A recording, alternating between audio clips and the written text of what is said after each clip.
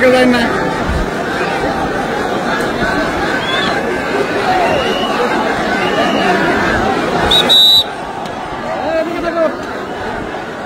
আরে ভাই এদিকে লাইন না ভাই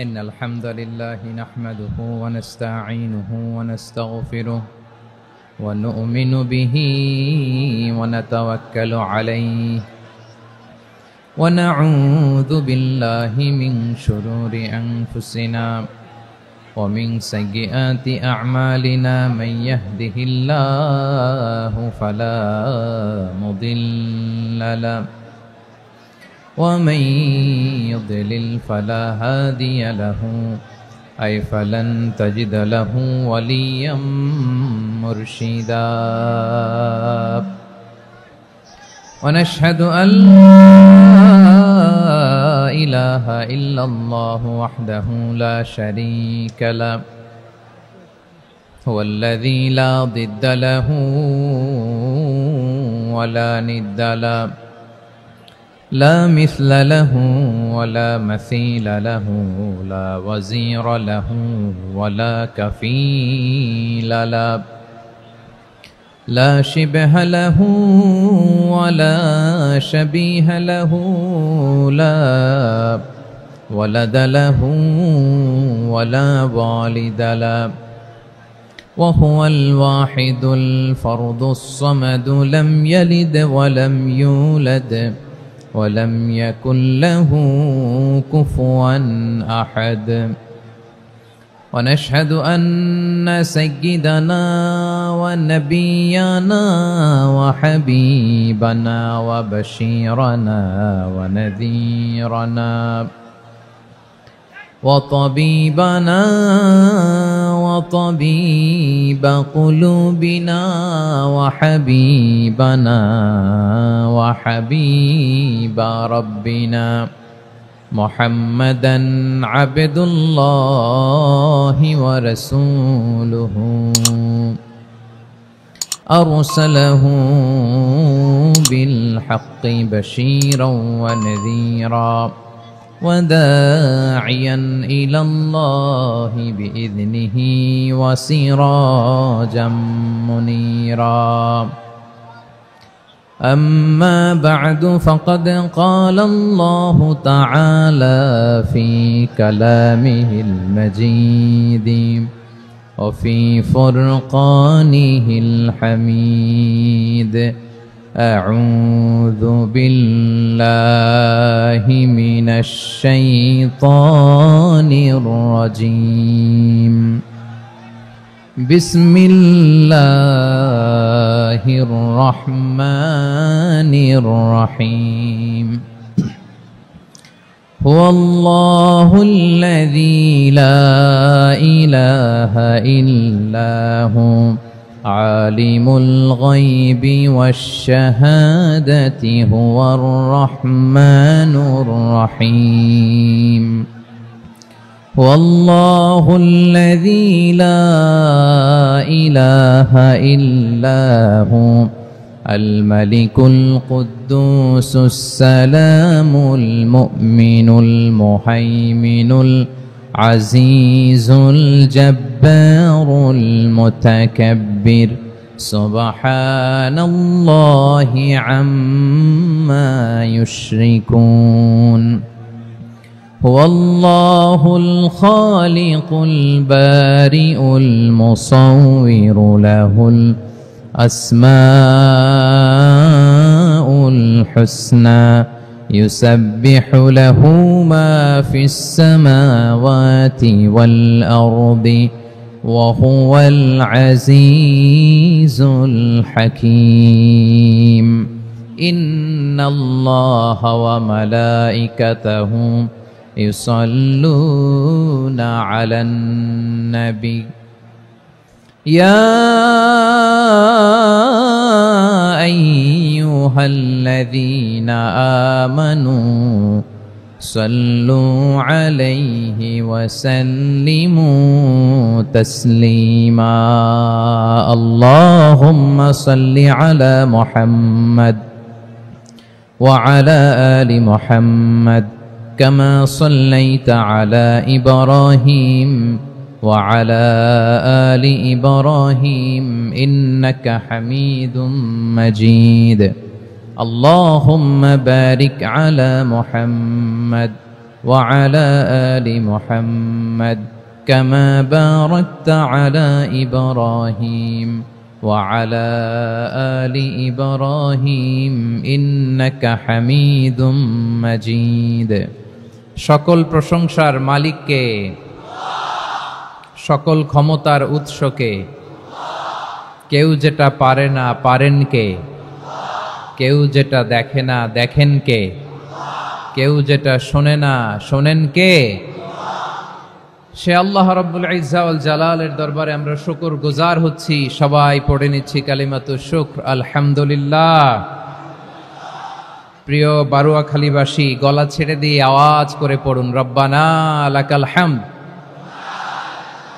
হামদান কাসীরান তাইয়্যিবান মুবারাকান ফি ইয়া রাব্বি লাকাল হামদু কামা ইয়ানবাগি লিজালালি ওয়াজহিকা ওয়া আযীমি সুলতানিকা লাকাল হামদু বিল ঈমান লাকাল হামদু বিল ইসলাম লাকাল হামদু বিল কুরআন। আল্লাহ রাব্বুল ইজ্জা ওয়াল জালালের দরবারে শুকরিয়া জ্ঞাপনের পরপরই আমি আজকের এই ঐতিহাসিক বারোয়াখালী তাফসির মাহফিল ময়দানে আয়োজিত আজকের বারোয়াখালী তাফসির মাহফিল পরিচালনা কমিটিকে অন্তরের অন্তঃস্থল থেকে ধন্যবাদ জানাতে চাই যে ওনারা আমার ঢাকা বিভাগের প্রোগ্রামকে হোস্ট করেছেন। আলহামদুলিল্লাহ। আমি নবাবগঞ্জবাসীকে অন্তরের অন্তঃস্থল থেকে শুকরিয়া জানাই, বারোয়াখালীবাসীকে হৃদয় নিংড়ানোর শুভেচ্ছা এবং ভালোবাসা নিবেদন করছি যে ঢাকা বিভাগের প্রোগ্রাম আলহামদুলিল্লাহ আজকে আমরা এই নবাবগঞ্জে করতে পারছি। আলহামদুলিল্লাহ। আজকের এই প্রোগ্রামে উপস্থিত আছেন অত্র এলাকার সম্মানিত ব্যবসায়ী বৃন্দ, চাকরিজীবী বৃন্দ, ধর্মীয় নেতৃবৃন্দ, সামাজিক নেতৃবৃন্দ, রাজনৈতিক নেতৃবৃন্দ। উপস্থিত আছেন ছাত্র ভাইয়েরা, পর্দার আড়ালে মায়েরা, বোনেরা, আমার সাংবাদিক বন্ধুরা, মিডিয়া কর্মী, ইউটিউবার্স, ভলান্টিয়ার্স, মসজিদের সম্মানিত খতিব সাহেববৃন্দ, ইমাম সাহেববৃন্দ, মুয়াজ্জিন সাহেববৃন্দ, কাওমি মাদ্রাসার মুহতামিম হুজুর, আলিয়া মাদ্রাসার প্রিন্সিপাল হুজুর থেকে শুরু করে সকল ওলামায়ে কেরাম, সবাইকে আমি অন্তরের অন্তঃস্থল থেকে শুভেচ্ছা এবং মোবারকবাদ জানাতে চাই। যারাই আজকের প্রোগ্রামে উপস্থিত হয়েছেন সবাইকে জানাচ্ছি আন্তরিক শুভেচ্ছা এবং অভিনন্দন। আজকের এই ঐতিহাসিক বারোয়াখালীর তাফসির প্রোগ্রামের সভাপতিত্ব করছেন জনাব মোহাম্মদ শাহজাহান শিকদার সাহেব। আজকের এই প্রোগ্রামের প্রধান অতিথির আসন অলঙ্কৃত করেছেন খন্দকার আবু আশফাক সাহেব, সভাপতি, ঢাকা জেলা বিএনপি। সকাল থেকে আলোচনা করেছেন সম্মানিত বিশেষ বক্তাবৃন্দ, আলোচকবৃন্দ এবং বিশেষ অতিথিবৃন্দ সহ যারা আজকের এই প্রোগ্রামে যে কোনোভাবে আপনারা সম্পৃক্ত ছিলেন, আমি সবাইকে অন্তরের অন্তঃস্থল থেকে শুভেচ্ছা জানিয়ে শুরু করতে চাই। প্রিয় বারোয়াখালীবাসী, এবার বলেন আপনারা কেমন আছেন সবাই? দুপুরের লাঞ্চ হয়েছে? High high. আর লাঞ্চ হয় নাই কার কার দেখি? আল্লাহ এই ভালোবাসাগুলোকে তুমি কবুল করো। আমার ভাইদেরকে তুমি ইসলামের জন্য কবুল করো। এই যে তরুণ শ্রোতারা, জেনজি অফ নবাবগঞ্জ, একটা সময় ছিল 50 ঊর্ধ্ব 60 ঊর্ধ্ব মুরব্বী বাবাজিরা মাহফিলে আসতেন, ওনারা এখনো আসেন, কিন্তু এখন 90% শ্রোতা হচ্ছে Gen Z, the young generation, the future heroes and icon of Bangladesh. তোমাদের হাতেই বাংলাদেশ নিরাপদ। আমরা দেখেছি যত জুলুম, যত ফ্যাসিবাদ, যত অন্যায়, যত অত্যাচার, সব কিছুকে তোমরা দুমড়ে মুচড়ে সত্যের পয়গামকে 56,000 বাংলাদেশের প্রতিটি ইঞ্চি মাটিতে ছড়িয়ে দিয়েছো তোমরা। তোমাদের হাতে নিরাপদ এদেশের লাল সবুজের পতাকা। এজন্য তোমাদের কাঁধে অনেক দায়িত্ব, আবেগ আর বিবেকের সমন্বয়ে আমাদেরকে সামনে আগাতে হবে, বাংলাদেশকে রিবিল্ড করতে হবে। লেটস রিবিল্ড আওয়ার নেশন, ঠিক কিনা বলেন? এজন্য পরিশ্রমী হইতে হবে, কেরিয়ার গঠন করতে হবে, দেশের জন্য কাজ করতে হবে। পরিশ্রমে লজ্জা নেই, লজ্জা অলসতায়, ঠিক কিনা? পরিশ্রম করলে যে গা থেকে ঘাম ঝরে, এখানে যে লোনা পানি ঝরে, এই লোনা পানিতে জন্মায় সফলতার বীজ। আমার বারোয়াখালীর যুবক শ্রেণী, যুবক ভাইরা, পরিশ্রমী হইতে হবে, ফ্যামিলির জন্য, নিজের জন্য, দেশের জন্য আমাদের কাজ করতে হবে। রাজি আছি তো সবাই? আল্লাহ সবাইকে কবুল করুক, আমরা পড়ি আমিন।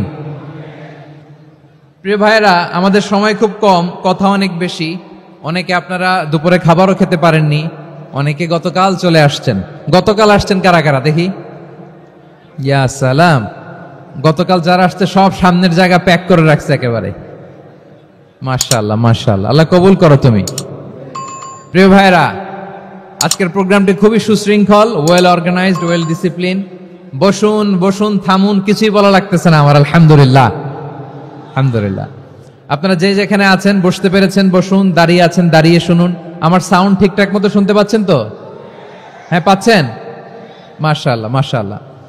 সাউন্ডটা খুব একটা ক্লিন মনে হচ্ছে না, ক্লিন না, কেমন যেন দুইবার আওয়াজ শুনতেছি আমি। সাউন্ডটাকে একটু স্ট্রং এবং ক্লিন করে দেওয়ার চেষ্টা করবেন। মাইক অপারেটর ভাই যিনি আছেন, তাহলে আমরা কিছু কথা কোরআন থেকে পেশ করবার চেষ্টা করব ইনশাআল্লাহ। প্রিয় ভাইয়েরা, এখন আপনারা যেমনি চুপচাপ, শেষ পর্যন্ত চুপচাপ থাকবেন তো? হ্যাঁ, আমি ওঠার আগে কে কে উঠবেন হাত তোলেন দেখি।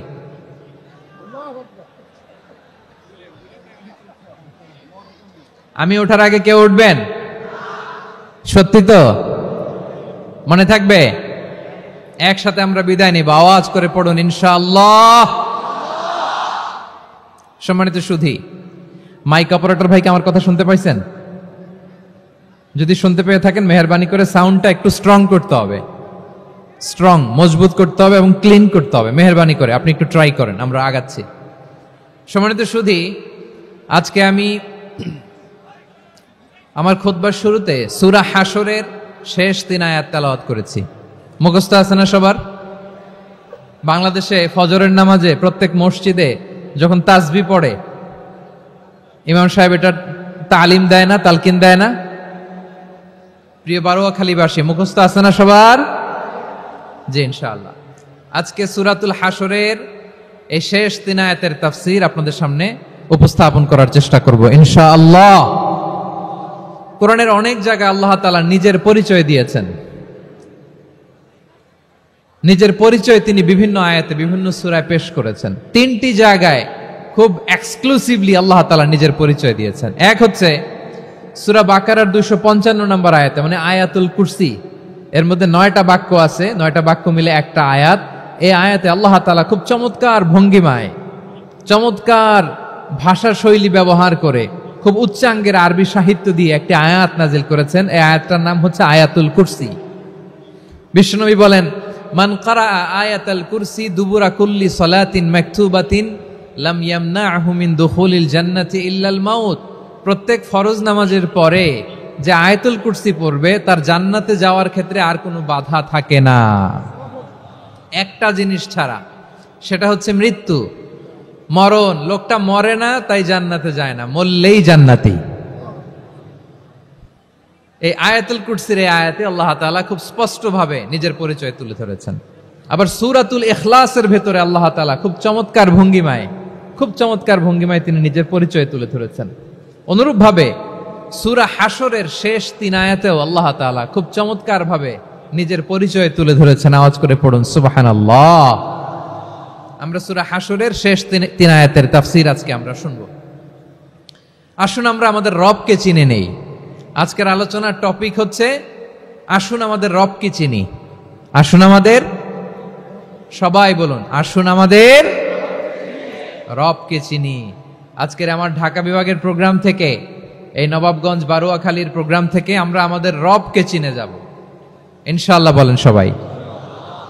সূরা হাশরের শেষ 3 আয়াতের একটা বিশেষ ফজিলত আছে, এটা আপনারা পড়বেন। কি ফজিলত? বিষ্ণু ইসা ইসলাম বলেন, মান ক্বালা হিনা ইউসবিহু সালাসা মাররাতিন আউযু বিল্লাহিস সামিউল আলিম মিনাশ শাইতানির রাজীম সুম্মা ক্বারাআ সালাসা আয়াতিন মিন আখিরি সূরাতিল হাশরি ওয়াক্কালাল্লাহু বিহি ৭০,০০০ মালাকিন ইউসাল্লুনা আলাইহি ওয়া ইন মাতা ফি যালিকাল ইয়াউমি মাতা শাহীদান। বিশ্বনবী মুহাম্মদুর রাসূলুল্লাহ সাল্লাল্লাহু আলাইহি ওয়াসাল্লাম ইরশাদ করেন, যে ব্যক্তি সকাল বেলা 3 বার তেলাওয়াত করবে আউযু বিল্লাহিস সামিউল আলিম মিনাশ শাইতানির রাজীম, এরপরে সূরা হাশরের শেষ 3টি আয়াত তেলাওয়াত করবে, রব্বুল আলামিন ওই ব্যক্তির জন্য ৭০,০০০ ফেরেশতা নিয়োগ দিবেন, যারা সারা দিন ওই লোকের জন্য মাগফিরাতের দোয়া করবে। শুধু এখানেই শেষ নয়, বিশ্বনবী ফরমান, ওয়া ইন মাতা ফি যালিকাল ইয়াউমি মাতা শাহীদান, ওই দিন যদি ওই ব্যক্তিটা ইন্তেকাল করে, সে শহীদ হয়ে কিয়ামতের দিন আল্লাহর সামনে দাঁড়াবে। সকালবেলা যদি পড়েন 3 বার আউযু বিল্লাহিস সামিউল আলিম মিনাশ শাইতানির রাজীম 3 বার পড়ে সূরা হাশরের শেষ 3 আয়াত যদি তেলাওয়াত করেন, তাহলে আপনার জন্য আল্লাহ তাআলা ৭০,০০০ ফেরেশতা নিয়োগ করবে। সারা দিন তারা আপনার জন্য মাগফিরাতের দোয়া করবে। আর ওই দিন ইন্তেকাল করলে আল্লাহ তাআলা শহীদ হিসেবে আপনাকে কিয়ামতের দিন দাঁড় করাবে। সুবহানাল্লাহ, এত আস্তে। আবার সন্ধ্যাবেলায় যদি পড়েন, সারা রাতের জন্য 70,000 ফেরেশতা মাগফিরাতের দোয়া করবে। ওই রাতে মারা গেলে শাহাদাতের মৃত্যু নসিব হয়ে যাবে। এজন্য এই দোয়াটা পড়ার দরকার আছে না নাই? আযকারুস সাবাহি ওয়াল মাসা, সকাল সন্ধ্যার যে জিকির, এই জিকিরের অন্তর্ভুক্ত করে নেবেন এই ওয়াজিফাটা। যে হাদিসটা বর্ণনা করলাম সুনানে তিরমিজির হাদিস, যদিও হাদিসটা সনদের দিক থেকে দাঈফ, কিন্তু মুহাদ্দিসিনে একরাম বলেছেন যেহেতু এটা ফাজাইলুল আমালের হাদিস, এটা পড়ার ক্ষেত্রে কোনো নিষেধাজ্ঞা নাই, এটা পড়া যাবে। সো সকাল সন্ধ্যা যদি সুযোগ হয় এই ওয়াজিফাটা যেন আমরা পড়ি। এই 3টি আয়াতের ভেতরে আল্লাহ তাআলা তার 14টি গুণবাচক নাম উল্লেখ করে দিয়েছেন। কয়টি? আওয়াজ করে বলেন তো, যারা শুনতে পেয়েছেন বলেন, এই 3টি আয়াতের মধ্যে আল্লাহর কয়টি সুন্দর সুন্দর গুণবাচক নাম আছে বলেন তো? কয়টি? সবাই বলেন কয়টি? 14টি গুণবাচক নাম, চমৎকার চমৎকার নাম। যে নামগুলো যদি আমরা আজকে পড়ি, শুনি, জানি, আল্লাহ তাআলা সম্পর্কে ব্যাপক ধারণা, ইন ডেপথ, আমার রব সম্পর্কে ইন ডেপথ নলেজ নিয়ে আজকে আমরা ফিরতে পারবো ইনশাআল্লাহ। বলেন সবাই। আসুন আমরা আল্লাহ তাআলার এই চমৎকার চমৎকার 14টি নামের ব্যাখ্যা বিশ্লেষণ আজকের এই তাফসীর ময়দান থেকে জানি। প্রিয় ভাইয়েরা, আল্লাহর অনেক সুন্দর সুন্দর নাম আছে। আমাদের উচিত এই নামগুলো দিয়ে আল্লাহকে ডাকা। ভাই, তোমরা যদি ড্রোন একেবারে আমার মাথার সামনে নিয়ে আসো তাইলে হবে? একটা নিরাপদ দূরত্বে রাখতে হবে, এই ড্রোনের সাউন্ড যেন আমি না পাই। সেফ জোনে থাকতে হবে, দূরে থাকো।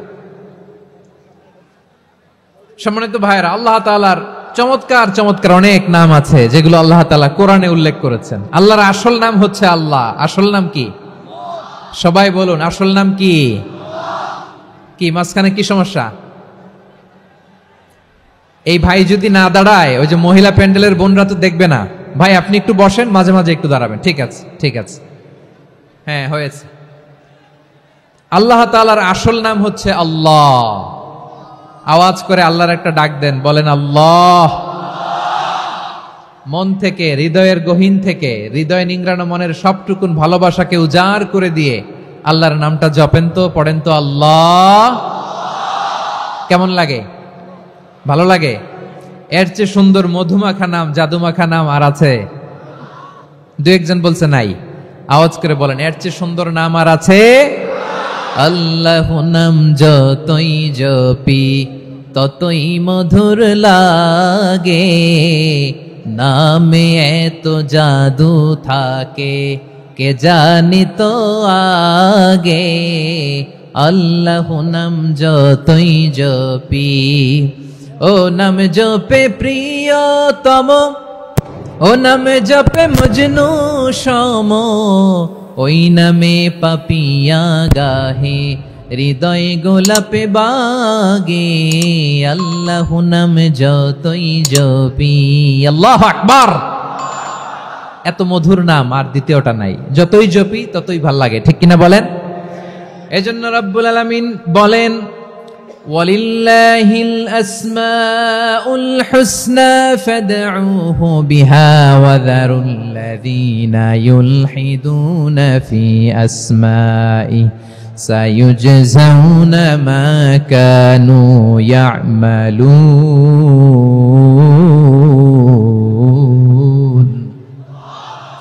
আল্লাহ বললেন, আমার অনেক সুন্দর সুন্দর নাম আছে, অনেকগুলো গুণবাচক সুন্দরতম নাম আছে। তোমরা এই নামগুলো ধরে আমি আল্লাহরে ডাকো, আর যারা আমি আল্লাহর নামের বিকৃতি ঘটায় তাদেরকে তোমরা বর্জন করো। আর তারা দুনিয়াতে যা করেছে আখিরাতের ফল তারা ঠিকই পাবে। সুবহানাল্লাহ বলেন। আল্লাহর অনেক সুন্দর সুন্দর নাম আছে, এগুলো ধরে ডাকতে বলা হয়েছে। আর যারা আল্লাহর নামের বিকৃতি করে তাদেরকে বর্জন করতে বলা হয়েছে। আপনি আল্লাহর নামের জিকির যখন করবেন, আপনি আমার আল্লাহর নামের বিকৃতি করতে পারবেন? বারোয়াখালীর ভাইরা বুঝে থাকলে আওয়াজ দেন, আল্লাহর নামের বিকৃতি করা যাবে? আপনি যখন জিকির করবেন স্পষ্ট শব্দে আল্লাহর নামটা বোঝা যেতে হবে। সুবহানাল্লাহ, ওয়ালহামদুলিল্লাহ, লা ইলাহা ইল্লাল্লাহ, আল্লাহু আকবার। একসাথে মিলিয়ে করেন অথবা আলাদা আলাদা করেন, অথবা শুধু আল্লাহ আল্লাহ এই নামের জিকিরও যদি করেন স্পষ্ট বোঝা যাইতে হবে। আল্লাহর নামের বিকৃতি করা যাবে, কিন্তু আল্লাহর নামের বিকৃতি করে জিকির এদেশে আছে না নাই? আছে। দেখবেন জিকিরের মধ্যে হুই হুই হুই হুই হুই এরকম করতেছে, আছে না নাই? সবাই মিলে লাফাচ্ছে, দফাচ্ছে, মাথা ঝুলাচ্ছে, আর কি কি যেন বলে, ওইটার মধ্যে আমি আল্লাহর নাম খুঁজে পাই না, এরকম আছে না নাই? হ্যাঁ, হই হই করে কিম্ভূত কিমাকার অদ্ভুত আওয়াজ করে তারা জিকির করে, সেখানে আল্লাহর নাম নাই। এই জিকির আল্লাহর কাছে গ্রহণযোগ্য হবে? আল্লাহ বলেন ওয়াযারুল্লাযীনা ইউলহিদুনা ফি আসমাইহি, খবরদার আমার নামের যারা বিকৃতি ঘটায় তাদেরকে তোমরা বর্জন করো। এজন্য জিকির যখন করব সুস্পষ্ট ভাবে আল্লাহ তাআলার নাম সেখানে থাকতে হবে, ঠিক কিনা বলেন? আবার আল্লাহ বলেন যেমন মনে চায় তেমন জিকির তোমরা করো না। ফাযকুরুল্লাহা কামা আল্লামাকুম মা লাম তাকুনু তা'লামুন, তোমরা জানতে না, আল্লাহ তোমাদের জানিয়েছেন কেমন করে আল্লাহর নামের জিকির করতে হয়, যেমন আল্লাহ শিখিয়েছেন তেমন করে আল্লাহরে ডাকো, ঠিক কিনা বলেন? আল্লাহ তাআলা যেমন শিখিয়েছেন তেমন ভাবে আল্লাহ তাআলাকে ডাকতে হবে, ঠিক ওই পদ্ধতিতে আল্লাহ তাআলার নাম যুক্ত হবে। কোন পদ্ধতিতে সেটাও আল্লাহ বলে দিচ্ছেন। আল্লাহ তাআলা বললেন ওয়াজকুর রাব্বাকা ফি নাফসিকা তাদাররুআন ওয়া খীফাতান ওয়া দুনাল জাহরি মিনাল কওলি বিল গুদুই ওয়াল আসাল ওয়া লা তাকুম মিনাল গাফিলিন, খবরদার আল্লাহর নামের জিকির করো, আল্লাহকে ডাকো। ফি নাফসিকা মনে মনে, তাদাররুআন সবিনয়ে, খীফাতান ভীত বিহবল চিত্তে, দুনাল জাহরি মিনাল কওল অনুচ্চ স্বরে অনুচ্চ আওয়াজে। এভাবে আল্লাহর ডাকলে সেই ডাকা কবুল করে নিবে কে? তাহলে আল্লাহকে জপতে হবে মনে মনে, সবিনয়ে, ভীত বিহবল চিত্তে, অনুচ্চ স্বরে, এভাবে জিকির করতে হবে। বিশ্ব ইসলাম এবং বিশ্বনবীর সাহাবারা ঠিক এই পদ্ধতিতে আল্লাহ তাআলাকে ডাকতেন।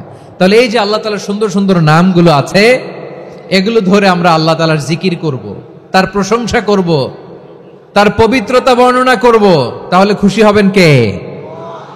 বিষ্ণু ঈসা ইসলাম বলেন আশ-শাইতানু জাসিম আলা কলবি ইবনে আদম, শয়তান বনি আদমের কলবের মধ্যে এরকম খামচি মেরে বসে থাকে। খামচি বোঝেন তো? শয়তান বনি আদমের হৃদয়ে কলবে খামচি মেরে বসে থাকে। ফাইদা যাকারাল্লাহ খানাসা, যখন মানুষ আল্লাহর জিকির করে শয়তান দৌড়ে পালায়।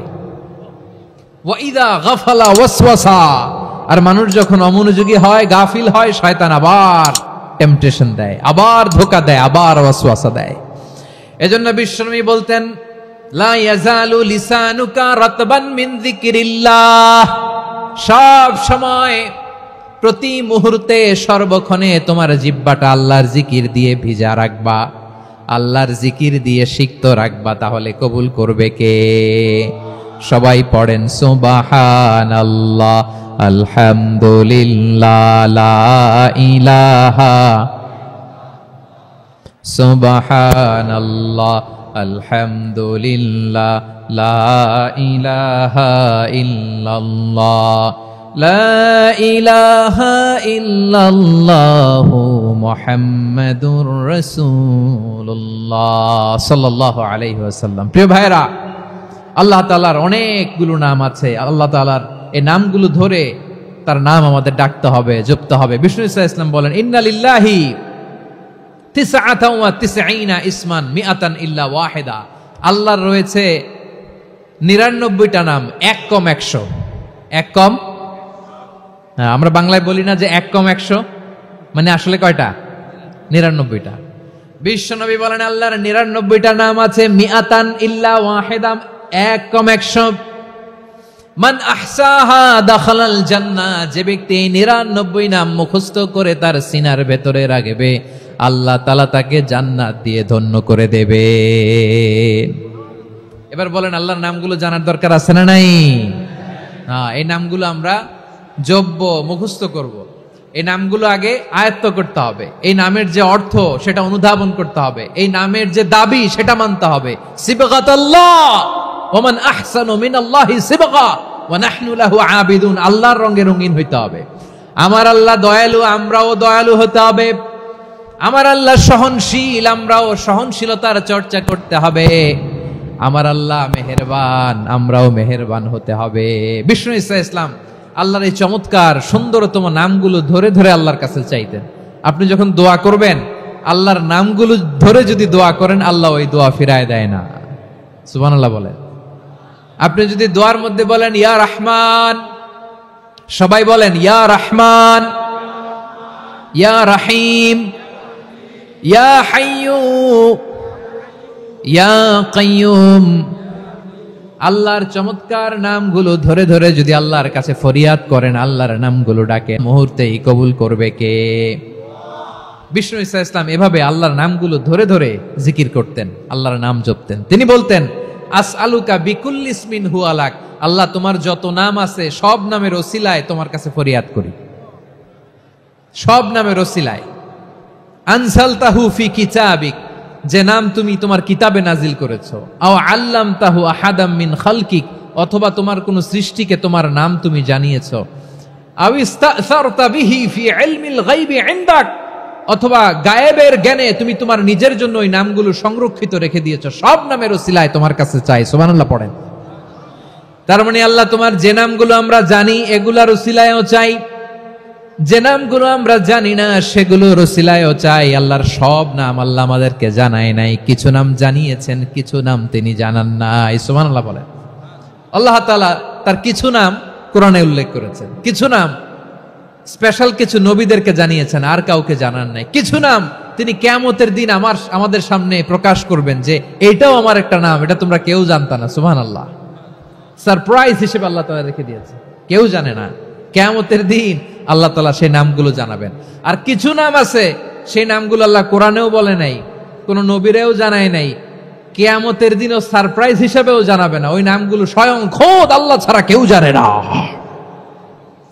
এজন্য বিশ্বনবী দোয়ার সময় বলতেন, আল্লাহ তোমার যে নামগুলো জানি, যে নামগুলো জানি না, সব নামের বরকতে তোমার দরবারে চাই, সব নামের ওসিলায় তোমার কাছে ফরিয়াদ করি। সুবহানাল্লাহ বলেন। তাহলে সূরা হাশরের মধ্যে আমরা আল্লাহর মোট কয়টা নাম পাবো দেখি, মনে আছে কিনা? হ্যাঁ, কয়টা? আওয়াজ করে বলেন কয়টা? মাশাআল্লাহ। এই 14টা শোনার আগ্রহ আছে? এই দু একজন যে ওঠা বসা করতেছেন, এই ডাস্টে তো ডাস্ট অ্যালার্জি হয়ে যাবে, ধুলাবালিতে আসার সময় তো অনেক ধুলা খাওয়াইছেন আমার এই জায়গায়। একটু শান্ত হয়ে বসেন, আমরা শান্ত হয়ে বসি, অল্প কিছু সময় কিছু কথা আলোকপাত করব, তারপর আমরা বিদায় নিব। উঠবো না, কেউ দাঁড়াবো না, উঠবো না। সেই গতকাল থেকে, গত রাত থেকে আমি দেখেছি তো আপনাদের কাণ্ড কারখানা, ভিডিওতে দেখেছি, কাঁথা বালিশ নিয়ে গত রাতে চলে আসছে। তো অনেক কষ্ট করে অনেক সময় অপেক্ষা করেছেন, আর অল্প কিছু কয়েক মিনিট আপনারা বসেন, আমরা একসাথে বিদায় নেব ইনশাআল্লাহ। তাহলে প্রিয় বারুয়াখালীবাসী, বলেন তো সূরা হাশরের শেষ 3 আয়াতে আল্লাহর কয়টা নামের দেখা মিলবে? সবাই একসাথে আওয়াজ করে কয়টা? আসুন আমরা শুরু করে দিই। আল্লাহ তাআলা বলছেন, হুয়াল্লাহুল্লাযী লা ইলাহা ইল্লা হুয়া আলিমুল গায়বি ওয়াশ শাহাদাতি হুয়ার রহমানুর রহিম। আল্লাহ বলেন হুয়াল্লাহ, তিনি হলেন আল্লাহ, আল্লাযী লা ইলাহা ইল্লা হু, তিনি ছাড়া কোনো ইলাহ নাই। আছে নাকি? বারুয়াখালীবাসী আওয়াজ করে বলেন তো দেখি, আমাদের ইলাহ কয়জন? আরো জোরে বলেন। একজন হইলে ভালো না বেশি হইলে ভালো?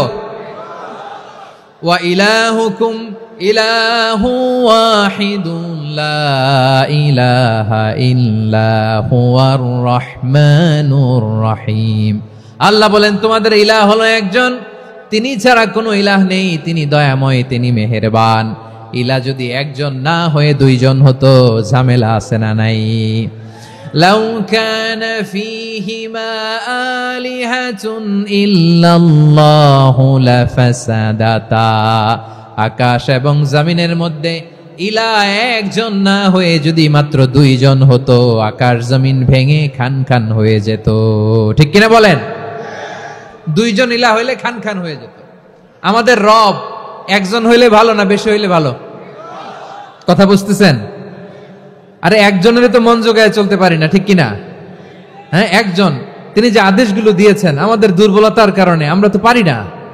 যদি 10 জন হইতো, ওই 10 জনের হ্যাপি করতে পারতাম, তাদেরকে স্যাটিসফাই করা যেত এত সহজে? 10 জনের 10 নিয়ম থাকতো। একজন বলতো আমার সেজদা দিবি সকালে, আরেকজন বলবে আমার জন্য নামাজ পড়বি 3 বার, আরেকজন বলবে আমার জন্য যাকাত দিবি এতবার, আরেকজন বলতো আমার জন্য কুরবানি দিবা এতবার। তাহলে আমাদের জন্য কঠিন হয়ে যেত, ঠিক কিনা?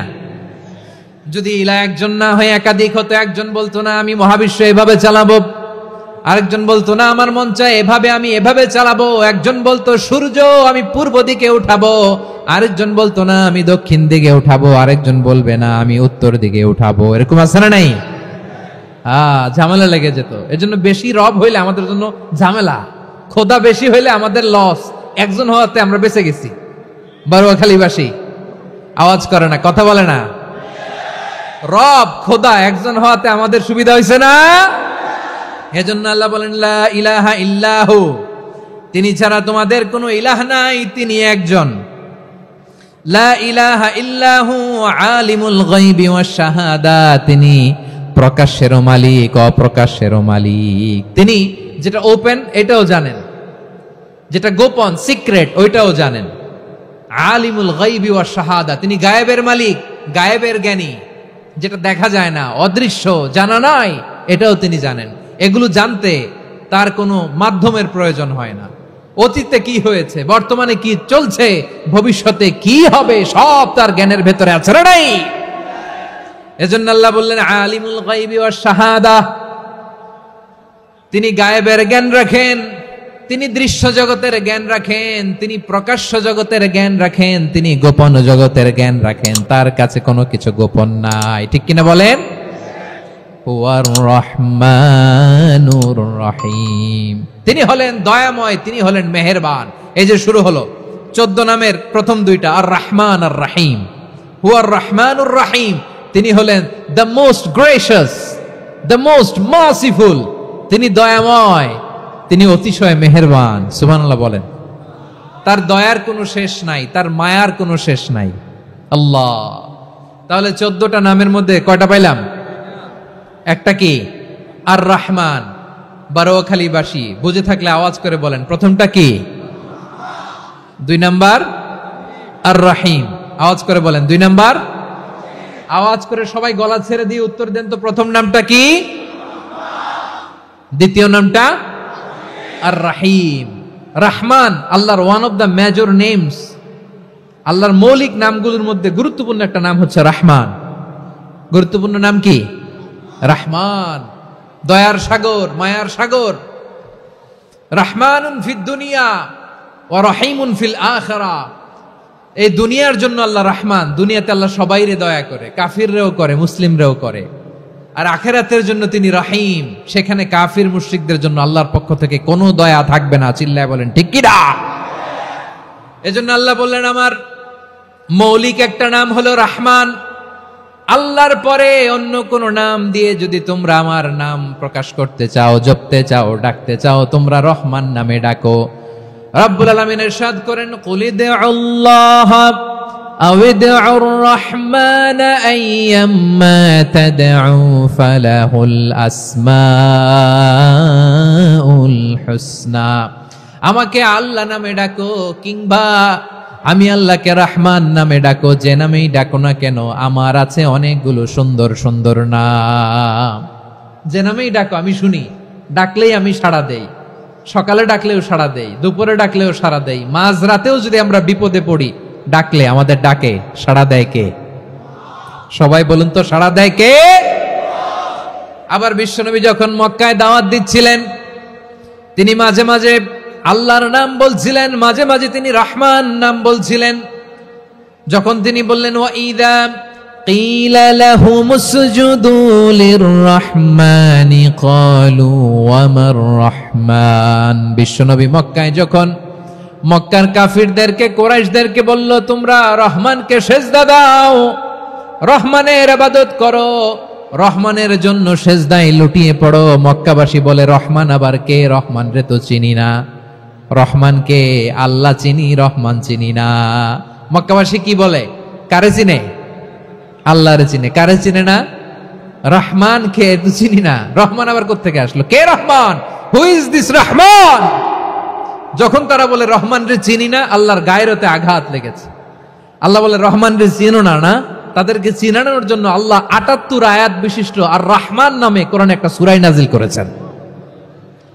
যখন মক্কার কুরাইশরা বলে আল্লাহ চিনি রহমান চিনি না, আল্লাহ বলে রহমান রে চিনো না, তাহলে চিনে নাও রহমান নামে তিনি ৭৮ আয়াত বিশিষ্ট কালামুল্লাহ মাজিদে একটা গোটা সূরা নাজিল করে দিয়েছেন। তিনি নাজিল করলেন আর রহমানু আল্লামাল কুরআনা খালাকাল ইনসানা আল্লামাহুল বায়ান।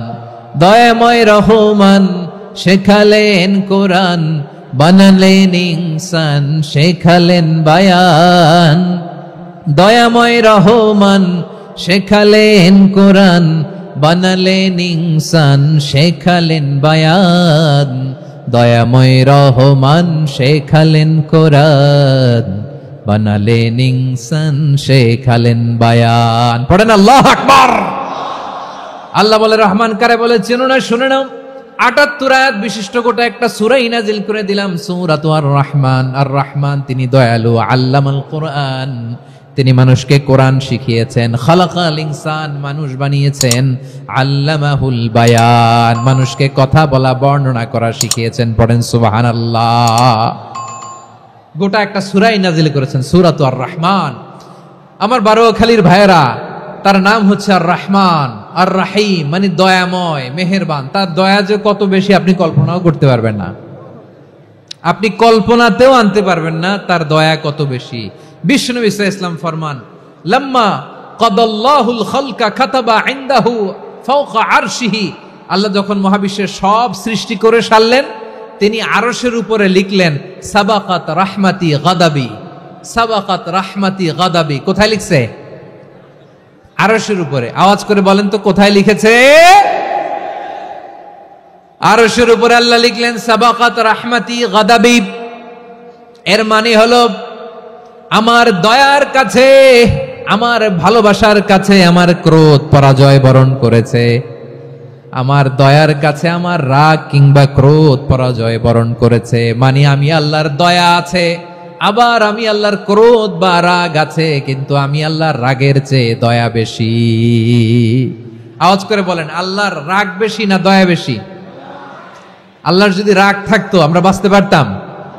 যে পরিমাণে আকাম খুকাম আমরা করি, অপকর্ম করি, অন্যায় করি, জুলুম করে জুলুমের আড্ডাখানা বানিয়ে রেখেছি গোটা দুনিয়াকে, আল্লাহ যদি মুহূর্তে মুহূর্তে রেগে যেতেন আমরা বাঁচতে পারতাম? মহাবিশ্ব সৃষ্টির পরেই তিনি আরশের উপরে লিখেছেন সাবাকাত রাহমাতি গাদাবি, মানে আমি আমার দয়ার কাছে আমি আল্লাহর ক্রোধ, রাগ, ক্ষোভ এটা পরাজিত হয়েছে। সুবহানাল্লাহ বলেন। আবার বিষ্ণু বললেন জাআলাল্লাহুর রাহমাতা মিয়াতা জুজ। আল্লাহ দয়ার ভালোবাসাকে ১০০ টুকরা করলেন, ৯৯ টুকরা দয়া মায়া ভালোবাসা আল্লাহ নিজের কাছে রেখে দিলেন, আর ১ টুকরা দয়া মায়া ভালোবাসা আল্লাহ গোটা বিশ্বের সবার মাঝে ঢেলে দিলেন। দয়া মায়া ভালোবাসা ১০০ টুকরা করে আল্লাহ নিজের কাছে রাখছেন কয় টুকরা? সবাই বলেন ৯৯ টুকরা। আর গোটা বিশ্বের সবার মাঝে ভাগ করে দিয়েছেন কয় টুকরা? এবার এই ১ টুকরার নমুনা দেখেন তো পৃথিবীতে। স্বামী স্ত্রীর জন্য কত ভালোবাসা, বন্ধু বন্ধুর জন্য কত ভালোবাসা, গার্লফ্রেন্ড বয়ফ্রেন্ডের জন্য গলায় ফাঁস লাগায়, আছে না নাই? এই এখন গলার আওয়াজ বাড়ছে ইয়াংদের। হুজুর এখন গার্লফ্রেন্ড বয়ফ্রেন্ডের ভিতরে ঢুকছে, এখন আমরা আছি হুজুর। জেগে উঠছে বারোয়াখালী। দেখেন এই তো কয়েকদিন আগেই তো, কত বছরের ১২ না কত বছরের এক মেয়ে, কত বছর? ১১। ওই দেখেন সব মুখস্থ দুষ্টগুলার, আর কিছু মুখস্থ না থাকলে এগুলো মুখস্থ। ১১ বছরের, তারে কি বলবো, তরুণীও তো না, কিশোরী। এই কিশোরী ভালোবাসার টানে বাপ মা থুইয়া চলে গেছে কোথায়? দেখেন ভালোবাসারে আল্লাহ ১০০ টুকরা করেছেন, ৯৯ টুকরা ভালোবাসা আল্লাহ নিজের জন্য রেখেছেন, ১ টুকরা আমাদের সবাইকে ভাগ করে দিয়েছেন।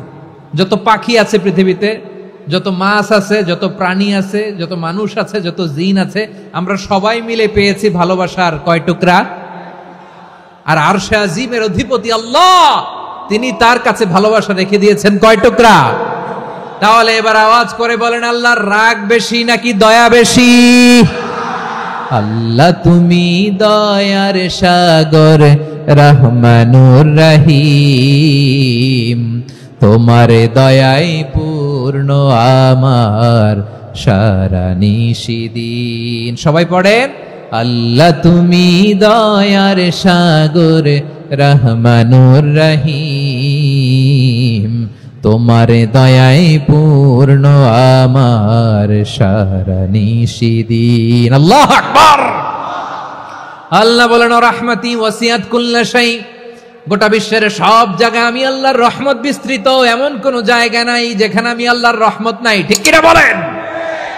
এমন কোন জায়গা নাই আমি আল্লাহর রহমত নাই। আমি আল্লাহর রহমত ছাড়া গাছের একটা পাতা নড়ে না। আমি আল্লাহর দয়া রহমত ছাড়া গাছের একটা পাতা পড়ে না। আমি আল্লাহর দয়া রহমত ছাড়া আকাশ থেকে এক ফোঁটা বৃষ্টি ঝরে না। তিনি হলেন রহমান, তিনি হলেন রাহিম। ঠিক কিনা বলে? আল্লাহরে চিনতেছেন? আলোচনার বিষয় কি? আসুন আমাদের রবকে চিনি। তিনি হলেন আর রহমান, তিনি হলেন আর রাহিম। তার দয়ার কোনো শেষ নাই, তার মায়ার কোনো শেষ নাই। বনি ইসরাইলের এক লোক 500 বছর আল্লাহর ইবাদত করেছে। কয় বছর? কোথায় জানেন? সাগরের মাঝখানে এক পাহাড়। ওই পাহাড়ের উপরে বসে 500 বছর টানা আল্লাহর ইবাদত। দিনে আর রাতে একবার করে নিচে নামতেন। সেখানে আল্লাহ তাআলা পাথরের ভেতর থেকে তার জন্য মিঠা পানির ব্যবস্থা করে দিয়েছেন, আর একটা ডালিম গাছের ব্যবস্থা করে দিয়েছেন। সকালে নামলে একটা টসটসে ডালিম, রাতে নামলে টসটসে ডালিম। এগুলো খেয়ে খেয়ে 500 বছর সে আল্লাহর ইবাদত করেছে। আর সে আল্লাহর কাছে বলেছে, আল্লাহ আমি যখন মারা যাব সেজদারত অবস্থায় যেন মারা যাই। ঠিকই আল্লাহ সেজদারত অবস্থায় সাইয়েদনা আজরাইলকে পাঠিয়ে দিলেন। সেজদারত অবস্থায় লোকটা মারা গেল। 500 বছর ইবাদতের পরে আল্লাহর দরবারে কিয়ামতের কঠিন ময়দানে যখন লোকটা হাজির হয়ে যাবে, আল্লাহ বলবেন, আদখিলু আবদি আল জান্নাতা বিরহমাতি, আমার বান্দাকে আমার দয়া, আমার ভালোবাসা দিয়ে জান্নাতে ঢুকায়া দাও। 500 বছর ইবাদত করছে তো আমার দয়ায় আমার বান্দারে জান্নাত দাও। এই বান্দা বলে, বালবি আমালি, আল্লাহ তোমার দয়া লাগবে কেন? আমি আমার আমল দিয়ে জান্নাতে যেতে চাই। কি দিয়ে? কথা বুঝে নাই বোধহয়। আল্লাহর এই বান্দা কি দিয়ে জান্নাতে ঢুকতে চায়? আমল দিয়ে। আল্লাহ বলছে, আমার দয়ায় আমার বান্দারা জান্নাতে নিয়ে যাও। ফেরেশতারা এ বলে, আল্লাহ তোমার দয়া লাগবে কেন? সেজদা তো কম দেই নাই, জিকির করতে করতে 500 বছর শেষ করে দিলাম, আবার তোমার দয়া লাগবে? আমি তো আমার আমলেই জান্নাতে যেতে পারি। আল্লাহ বলবেন, তাই ঠিক আছে, আমি চাইলাম দয়া দিয়ে জান্নাত দিব, তুমি চাইলে আমল দিয়ে ঢুকবা। ঠিক আছে, তোমার আমল আর আমার যে দয়া, দুইটার একটু মাপ দেই। তোমার 500 বছরের ইবাদত এক পাল্লায় রাখো। আর আল্লাহ বললেন, আমি যে দয়া করে এই দুনিয়ার নাজ নেয়ামত বিউটি সৌন্দর্য দেখার জন্য তোমার 2টা চোখ দিয়েছিলাম, 2টা নয়, একটা চোখ আরেক পাল্লায় রাখো। রাখা হবে, দেখা যাবে ওই 500 বছরের ইবাদত হালকা হয়েছে, আর মুহূর্তের মধ্যে আল্লাহর দেয়া একটা চোখের নেয়ামত ভারী হয়ে গিয়েছে। আল্লাহ বলবেন, তোমার কথা মতো মাপ দেয়া হলো, এবার ফলাফল দেখো, হিসাব বলে তুমি এখন জাহান্নামে যাবা। Go to the hell fire, যাও এবার জাহান্নামে যাও। মাপ জোখে যখন আসছো আমার সাথে হিসাব ক্যালকুলেশন, যাও তুমি এবার জাহান্নামে যাবা। এবার লোকটা কাচুমাচু করে বলে, আল্লাহ আমি বুঝি নাই, আল্লাহ আমি বুঝতে পারি নাই, খেয়াল করি নাই, তুমি আমারে ক্ষমা করো, তুমি আমারে মাফ করো। ও আল্লাহ, এবার আমি টের পেয়েছি, এবার আমি বুঝতে পেরেছি, তোমার দয়া ছাড়া দুনিয়ায় কেউ জান্নাতে যেতে পারবে না, কেউ পারবে না। আল্লাহ বললেন, ওরে গোলাম, তুই তো কিছুই ছিলি না, অস্তিত্বহীনতা থেকে তোরে অস্তিত্বে আনলো কে? ওই ছোট্ট শুক্রাণু থেকে মায়ের পেটে 9 মাস ধরে খাবার দিয়েছে কে? আবার সুস্থতার সাথে দুনিয়ার বুকে তোরে ডেলিভারির ব্যবস্থা করে দিল কে? আবার তোর মায়ের বুকের ভেতরে 2টা খাবারের লাইনের ব্যবস্থা করে দিল কে? আবার তোকে শৈশব পেরিয়ে কৈশোর পেরিয়ে তারুণ্য, তারপরে যৌবন, এগুলো দান করলো কে? তার চেয়েও বড় কথা, পাহাড়ের মাঝখানে, সাগরের মাঝখানে 500 বছর ইবাদত করার শক্তি তোর গায়ে দিয়েছে কে? এই সাগরের মধ্যে লোনা পানি, লবণের পানি মুখে দেয়া যায় না, সেখান থেকে আমি পাহাড়ের ভেতর থেকে মিঠা পানির ব্যবস্থা করে দিলাম। ওই জায়গায় তোরে রিজিকের বন্দোবস্ত করলো কে? সকাল বিকাল 2 বেলা টসটসে ডালিম খাওয়ার ব্যবস্থা করে দিল কে? তোর আবদার ছিল আল্লাহ আপনি আমারে সেজদারত অবস্থায় রুহু কবজ করবেন, তোর শেষ আবদারটাও পূরণ করেছে কে? ও গোলাম, আমার রহমতের তুলনায়, আমার নেয়ামতের তুলনায় তোর 500 বছরের ইবাদতের কোনো ওজনই হবে না। গোটা বিশ্বের কেউ কোনোদিন আমার জান্নাতে ঢুকতে পারবে না আমি আল্লাহর দয়া ছাড়া। হুয়ার রহমানুর রহিম, তিনি দয়াময়, তিনি মেহেরবান। জিব্রাইল আলাইহিস সালাম বিশ্বনবীর এই লম্বা হাদিসটা যখন শোনালেন, আমি যা যা বলছি এটা বিশাল এক হাদিসের অনুবাদ। বললেন, ইয়া মুহাম্মদ, এই দুনিয়ার সবটাই চলে আল্লাহর রহমত দিয়ে। হাদিসের শেষ কথা, সব চলে আল্লাহর কি দিয়ে? তখন বিশ্বনবী সাহাবাদের বললেন, ও সাহাবারা শোনো, আল্লাহর জান্নাতে কেউ কোনোদিন প্রবেশ করতে পারবে না তার রহমত ছাড়া। সাহাবারা বললেন, ইয়া রাসূলুল্লাহ, আপনিও না? আপনিও কি আল্লাহর রহমত ছাড়া প্রবেশ করতে পারবেন না? বিশ্বনবী বললেন, না, আমিও না। আমি বিশ্বনবীও আল্লাহর জান্নাতে আল্লাহর রহমত ছাড়া ঢুকতে পারবে না। তবে কিয়ামতের দিন আল্লাহর রহমত আমার চারদিকে বেষ্টনী দিয়ে থাকবে। আল্লাহ নিজের পরিচয় দিয়ে বললেন, আলিমুল গায়বি ওয়াশ শাহাদাতি হুয়ার রহমানুর রহিম। আমি হলাম রহমান, আমি রাহিম। আল্লাহরে চিনছেন? ওবারও খালির ভাইয়ের, আপনার রবকে চিনতে পারতেছেন? তিনি দয়ার সাগর, তিনি মায়ার সাগর। তার দয়ার সাগর যে কত বড় আপনার কল্পনাতেও নাই। এজন্য আপনার পাপ যত বড় হোক, অন্যায় যত বড় হোক, অপরাধ যত বড় হোক, আপনার জুলুম যত বড় হোক, আল্লাহর রহমান নামের দরিয়া তার চাইতেও বড়। আল্লাহ বললেন, খুলিয়া ইবাদিয়াল্লাযীনা আসরাফু আলা আনফুসিহিম লা তাকনাতু মির রাহমাতিল্লাহ ইন্নাল্লাহা ইয়াগফিরুয যুনুবা জামিআ ইন্নাহু হুয়াল গফুরুর রহিম। ও আমার গুনাহগার বান্দারা শোনো, জুলুম করেছো, ভুল করেছো, অন্যায় করেছো, আল্লাহর রহমত থেকে নিরাশ হয়ো না। আমরা বিশ্বাসীরা কশিনকালে আল্লাহর রহমত থেকে নিরাশ হব না, ঠিক কিনা বলেন? আল্লাহর রহমত থেকে নিরাশ হবেন? ভুল করে ফেলছেন, আরে ভুল তো সবাই করে। পাপ হয়েছে, আরে পাপ তো সবার আছে, আমরা সবাই পাপী, সবাই পাপী। যত পাপ হোক, ভুল হোক, অন্যায় হোক, অনুতপ্ত হয়ে তওবা করে, ওযু করে, জায়নামাজটা বিছিয়ে সেজদা দিয়ে চোখের পানি ছাড়েন। চোখের বেয়ে পড়া পানি আল্লাহর কাছে যে কত প্রিয়। অনুতপ্ত বান্দার চোখের পানির ফোঁটা তার চোখ বেয়ে, নাকের ডগা বেয়ে জমিনে ড্রপ করার আগেই আল্লাহর ওই বান্দার সব গুনাহ মাফ করে দেয়। আল্লাহ বললেন, আমি রহমানুর রহিম, আমি দয়াময়, আমি মেহেরবান। এরপর আল্লাহ বললেন, হুয়াল্লাহুল্লাযী লা ইলাহা ইল্লা হুয়াল মালিকুল কুদ্দুসুস সালামুল মুমিন। ওয়াল্লাহুল্লাযী, তিনি এমন আল্লাহ, লা ইলাহা ইল্লাহু, তিনি ছাড়া কোনো ইলাহ নাই। আল মালিক, তিনি হলেন আল মালিক। দুইটা শেষ, আর রহমান আর রাহিম শেষ। এবার আল্লাহ 3 নাম্বার গুণবাচক নামের পরিচয় দিচ্ছেন। আল্লাহ বলছেন, আমি হচ্ছি আল মালিক। আমি কি? মানে সম্রাট। আল মালিক মানে হচ্ছে the king, the king of kings. সব রাজার বড় রাজা, মহারাজা। তার চেয়ে বড় রাজা আর কেউ নাই, তার চেয়ে বড় সম্রাট আর কেউ নাই, তার চেয়ে বড় ক্ষমতাধর সত্তা মহাবিশ্বে দ্বিতীয় কেউ নাই। চিৎকার করে বলেন ঠিক কিনা? তিনি আল মালিক। আল মালিক মানে ক্ষমতাধর, ক্ষমতার মালিক, রাজা ধীরাজ বাদশাহ। তার ক্ষমতা আর আমাদের ক্ষমতা একরকম নাকি? হ্যাঁ, আমাদের দুনিয়াতে ক্ষমতা অস্থায়ী ক্ষমতা, ঠিক কিনা বলেন? আইজ আছে কাল নাই, এরকম না ক্ষমতা? আল্লাহর ক্ষমতাও তো এরকম না, আইজ আছে কাল নাই এরকম। দুনিয়াতে দেখবেন কোন দেশের প্রেসিডেন্টের 4 বছরের ক্ষমতার মেয়াদ, কোন দেশে 5 বছরের। আল্লাহর কয় বছরের? 10 বছরের নাকি 20 বছর, 100 বছর? আল্লাহর ক্ষমতার মেয়াদ কতদিন বলেন?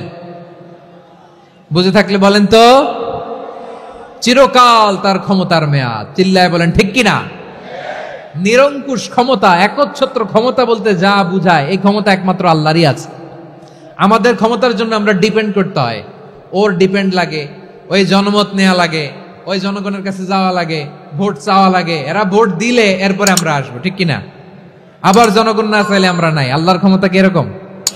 হ্যাঁ, আবার দেখবেন দুনিয়াতে ক্ষমতায় যাওয়ার জন্য জোট করা লাগে, জোট। জোটের রাজনীতি আছে না নাই? জোট হয়, শরিক হয়, এই হয় সেই হয়, নানাভাবে দুনিয়াতে ক্ষমতায় আসতে হয়।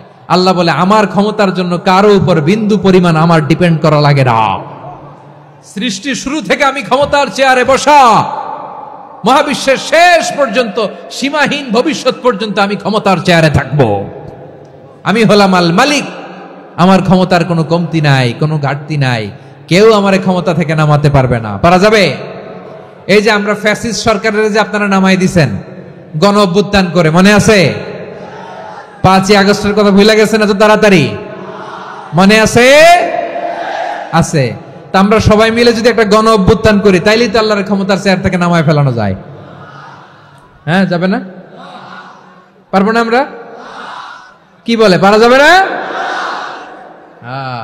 আচ্ছা, আমরা না হয় পারলাম না, জিন জাতি যদি আমাদের সাথে জয়েন করে, ম্যানকাইন্ডের সাথে জিনকাইন্ড, ইফ দে জয়েন আস, সবাই মিলে একটা গণ অভ্যুত্থান, রেভলিউশন, ডেমনস্ট্রেশন, প্রোটেস্ট, সবাই মিলে যদি একটা অভ্যুত্থান করি, তাইলেই তো আল্লাহর ক্ষমতা শেষ। আওয়াজ করে বলেন, তাইলেই কি আল্লাহর ক্ষমতা শেষ হবে? এই যে বারোয়াখালীর ভাইয়েরা, এদিকে কি হচ্ছে আমি তো দেখতে পাচ্ছি, এরকম হলো কেন? তোমরা খালি বোতল ছুড়লা কেন দুই একজনের উপরে? হ্যাঁ, আমার দিকে তাকাও। প্রিয় ভাইয়েরা, শান্ত হন, আমার দিকে তাকান, আর অল্প কয়েক মিনিট আমার দিকে তাকান। কেউ কিছু ছুঁড়ে মারবেন না কারো দিকে, মেহরবানি করে আমার দিকে তাকান। তাহলে আমরা সবাই মিলে একটা গণ অভ্যুত্থান যদি করি, আল্লাহর ক্ষমতা থেকে নামানো যাবে? আল্লাহ বলেন না, আমি হলাম আল মালিক, আসল ক্ষমতার মালিক, the king of kings, the owner of ultimate power, the owner of ultimate authority, the owner of ultimate sovereignty. নিরঙ্কুশ একচ্ছত্র ক্ষমতার মালিক হচ্ছি আমি আল্লাহ। আল্লাহ তাআলা সূরা মুলকের শুরুতে বলছেন, তাবারাকাল্লাযী বিয়াদিহিল মুলকু ওয়া হুয়া আলা কুল্লি শাইইন কাদির। মহিমান্বিত সত্তা, যার হাতে ক্ষমতা, তিনি যা চান তাই করতে পারেন। আওয়াজ করে বলেন তো তিনি কে? আবার আল্লাহ বলেন, কুলিল্লাহুম্মা মালিকাল মুলকি তুতিল মুলকা মান তাশাউ ওয়া তানজিউল মুলকা মিম্মান তাশা ওয়া তুইজ্জু মান তাশাউ ওয়া তুযিল্লু মান তাশাউ বিয়াদিকাল খায়র ইন্নাকা আলা কুল্লি শাইইন কাদির। আল্লাহু আকবার। এ নবী, আপনি বলুন, আল্লাহুম্মা মালিকাল মুলক, আল্লাহ আপনি ক্ষমতার মালিক, তুতিল মুলকা মান তাশা, যাকে চান তারে ক্ষমতার চেয়ারে বসান, ওয়া তানজিউল মুলকা মিম্মান তাশা, যাকে চান তাকে ক্ষমতার চেয়ার থেকে ছুঁড়ে ফেলে দেন। তিনি কে? ক্ষমতার চেয়ারে বসায় কে? আবার মনে চাইলে আস্থা করে ছুঁড়ে নিক্ষেপ করেন, তিনি কে? আবার আল্লাহ বললেন, ওয়ালাম ইয়াকুল্লাহু শারীকুন ফিল মুলকি, আমার ক্ষমতায় কোনো শরিক নাই, কোনো জোট নাই, কোনো পার্টনার নাই, কোনো অংশীদার নাই। আবার আমি চলে গেলে আমার ক্ষমতার দাবিদারও কেউ নাই। আল্লাহু আকবার। এই দুনিয়াতে রাজা মারা গেলে পরে রাজা কে হয়? রাজার ছেলে রাজা, ঠিক কিনা বলেন? আল্লাহ চলে গেলে আরেকজন বসবে নাকি? এরকম না, তার ক্ষমতার সাথে দুনিয়ার ক্ষমতার কোনো মিলই নাই। এজন্য তিনি তার নাম দিয়েছেন আল মালিক। আল মালিক, the owner of power, the owner of ultimate power and sovereignty, the king of kings, সব রাজার বড় রাজা, মহারাজা আল মালিক, তিনি হচ্ছেন আল্লাহ। চিৎকার করে বলেন ঠিক কিনা? তিনি আসল ক্ষমতার অধিকারী। দুনিয়াতে যে আমরা ক্ষমতা নিয়ে কামড়াকামড়ি করি, মারামারি করি, কিয়ামতের দিন আল্লাহ জিজ্ঞেস করবেন, কই তোদের ক্ষমতা আজকে বল। কিয়ামতের সময় সব মানুষগুলো যখন ইন্তেকাল করবে, সব জিনেরা যখন ইন্তেকাল করবে, সব ফেরেশতারা যখন ইন্তেকাল করবে, বাকি থাকবে মালাকুল মাউত। মালাকুল মাউত এসে বলবে, আল্লাহ আপনার কথা মতো সবাই শেষ, মানুষগুলো নাই, জিনগুলো নাই, আমার সতীর্থ ফেরেশতাগুলো নাই, মহাবিশ্বে আর কেউ নাই। আল্লাহ বলে, এখন কে আছে? মালাকুল মাউত বলবে, আল্লাহ তুমি আছো আর আমি। তুমি তো আল হাইয়্যু আল কাইয়্যুম, অবিনশ্বর, শাশ্বত, চিরঞ্জীব, কোনদিন মরবা না, তুমি আছো আর তোমার গোলাম আমি আছি আজরাইল। মহাবিশ্বে কয়জন আছে মাত্র? জোরে বলেন। এক হচ্ছেন আর হচ্ছে মালাকুল মাউত। আল্লাহ তুমি আছো, আমি আছি। আল্লাহ বলবে ঠিক আছে, এবার তোমার মরণের পালা, মুত ইয়া মালাকাল মাউত, হে মৃত্যুর ফেরেশতা তুমি মরো। মালাকুল মাউত আল্লাহর আদেশ বাস্তবায়ন করতে যে বিকট একটা চিৎকার দিয়ে মৃত্যুবরণ করবে। ওই চিৎকার দুনিয়ার মানুষেরা, চিৎকারের আওয়াজ যদি দুনিয়ার মানুষেরা শুনতে পেত, দুনিয়ার মানুষের প্রত্যেকের কানের পর্দা ফেটে মুহূর্তের মধ্যে সব লাশ হয়ে জমিনে পড়ে রইত। ভয়ঙ্কর চিৎকার দিয়ে মালাকুল মাউত বিদায় নিবে, কেউ নাই। এবার বলেন তো, মহাবিশ্বে মহাশূন্য, কেউ নাই, উপরে নিচে সামনে পেছনে ডানে বায়ে কোন সত্তা, কোন জীবিত সত্তার আছে? একজন ছাড়া, তিনি কে? কুল্লু মান আলাইহা ফানি ওয়া ইয়াবকা ওয়াজহু রাব্বিকা যুল জালালি ওয়াল ইকরাম। পড়েন, ফাবিআইয়ি আলাই রাব্বিকুমা তুকাযযিবান। কেউ থাকবে না একজন ছাড়া, একজন ছাড়া। এই ড্রোন দেখে হাত নাড়ালে হবে? আমার দিকে তাকাইতে হবে, কথা শুনতে হবে। মহাবিশ্বে কেউ নাই, একজন সত্তা ছাড়া। আওয়াজ করে বলেন, তিনি কে? এবার আল্লাহ ডেকে বলবেন, লিমানিল মুলকুল ইয়াউম, লিমানিল মুলকুল ইয়াউম। ক্ষমতা কার? Who belongs the kingdom today, who belongs the power authority today, who belongs the sovereignty today. আজকে ক্ষমতা কার? দুনিয়াতে ক্ষমতা নিয়ে এত কামড়াকামড়ি, দুনিয়াতে চেয়ার নিয়ে এত মারামারি, এত অত্যাচার, এত রক্তপাত, এত ব্লাডশেড। আজকে বলো তো ক্ষমতা কার? কার ক্ষমতা? মহাশূন্যে কোনো আওয়াজ নাই, শুধু আমার রবই বলবেন, লিমানিল মুলকুল ইয়াউম। আজকে ক্ষমতা কার? কোনো আওয়াজ নাই, উত্তর দেওয়ার মতো জীবিত কোনো সত্তা নাই, ফলে কেউ উত্তর দিতে পারবে না। আল্লাহ নিজেই প্রশ্নের উত্তর দিয়ে বলবেন, লিল্লাহিল ওয়াহিদিল কাহ্হার। একচ্ছত্র অধিপতি, ক্ষমতার মালিক আল্লাহ ছাড়া কারোর জন্য কোনো ক্ষমতা নাই। চিল্লায় বলেন ঠিক কি না? তাহলে আর রহমান আর রাহিমের পরে আমরা জানলাম আমার আল্লাহর আরেকটা সুন্দর গুণবাচক নাম হচ্ছে আল মালিক। কি নাম? আল মালিক, মানে দ্য কিং, রাজাধিরাজ, সব রাজার বড় রাজা, মহারাজা। এরপরে 4 নম্বরে আল্লাহ বললেন আল কুদ্দুস, তিনি হলেন আল কুদ্দুস। আল কুদ্দুস মানে হচ্ছে অতি পবিত্র, মহাপবিত্র, the most holy, the absolutely pure, যার কোনো খুঁত নাই। আল্লাহর কোনো খুঁত আছে? তিনি মহাপবিত্র। আল্লাহর পবিত্রতা যখন আমরা বর্ণনা করি, আল্লাহ খুশি হয়ে যান, কারণ তার সত্তার একটা বৈশিষ্ট্য হচ্ছে তিনি আল কুদ্দুস। বারোয়াখালীবাসী আল্লাহর নামটা একটু জপেন না, বলেন আল কুদ্দুস। সবাই আওয়াজ করে আল কুদ্দুস। অতি পবিত্র, তার মধ্যে কোনো অপবিত্রতার ছিটে ফোঁটা নাই, মহাপবিত্র, the most pure, the most holy, অতি পবিত্র। ফেরেশতারা বলেছিল, আল্লাহ আপনি মানুষ কেন বানাবেন? নাহনু নুসাব্বিহু বিহামদিকা ওয়া নুকদ্দিসু লাক। এই যে নুকদ্দিসু কুদ্দুস পাইছেন? তারা বলেছিল, আল্লাহ মানুষ কেন বানাবেন? মারামারি করবে, আমরাই তো ভালো, আমরাই আপনার মহিমা বর্ণনা করি, আমরাই আপনার পবিত্রতা বর্ণনা করি। নুকদ্দিসু লাক, তার মানে আল কুদ্দুস। আবার আমার নবী, বিশ্ব নবী যখন সিজদায় লুটিয়ে পড়তেন, আম্মা জানা এসে বলেন, আমরা তো সিজদার মধ্যে সুবহান রাব্বিয়াল আলা বলেই শেষ, কিন্তু বিশ্বনবী তাহাজ্জুদের নামাজে, নফল নামাজে, সুন্নত নামাজে 3 বার সুবহানা রাব্বিয়াল আলা তাসবিহ পড়ার পরে তিনি পড়তেন সুবহুন কুদ্দুসুন রাব্বুল মালাইকাতি ওয়ার রূহ। সুবহ কুদ্দুস রব্বুল মালাইকাতি ওয়ার রূহ। সিজদায় লুটিয়ে পড়ে বিশ্বনবী এই দোয়াটা পড়তেন নফল নামাজে, সুন্নাত নামাজে কিংবা তাহাজ্জুদের নামাজে। সুবহান রাব্বিয়াল আলার পরে কি পড়তেন? সুবহুন। আওয়াজ করে বলেন সুবহুন কুদ্দুসুন রব্বুল মালাইকাতি ওয়ার রূহ।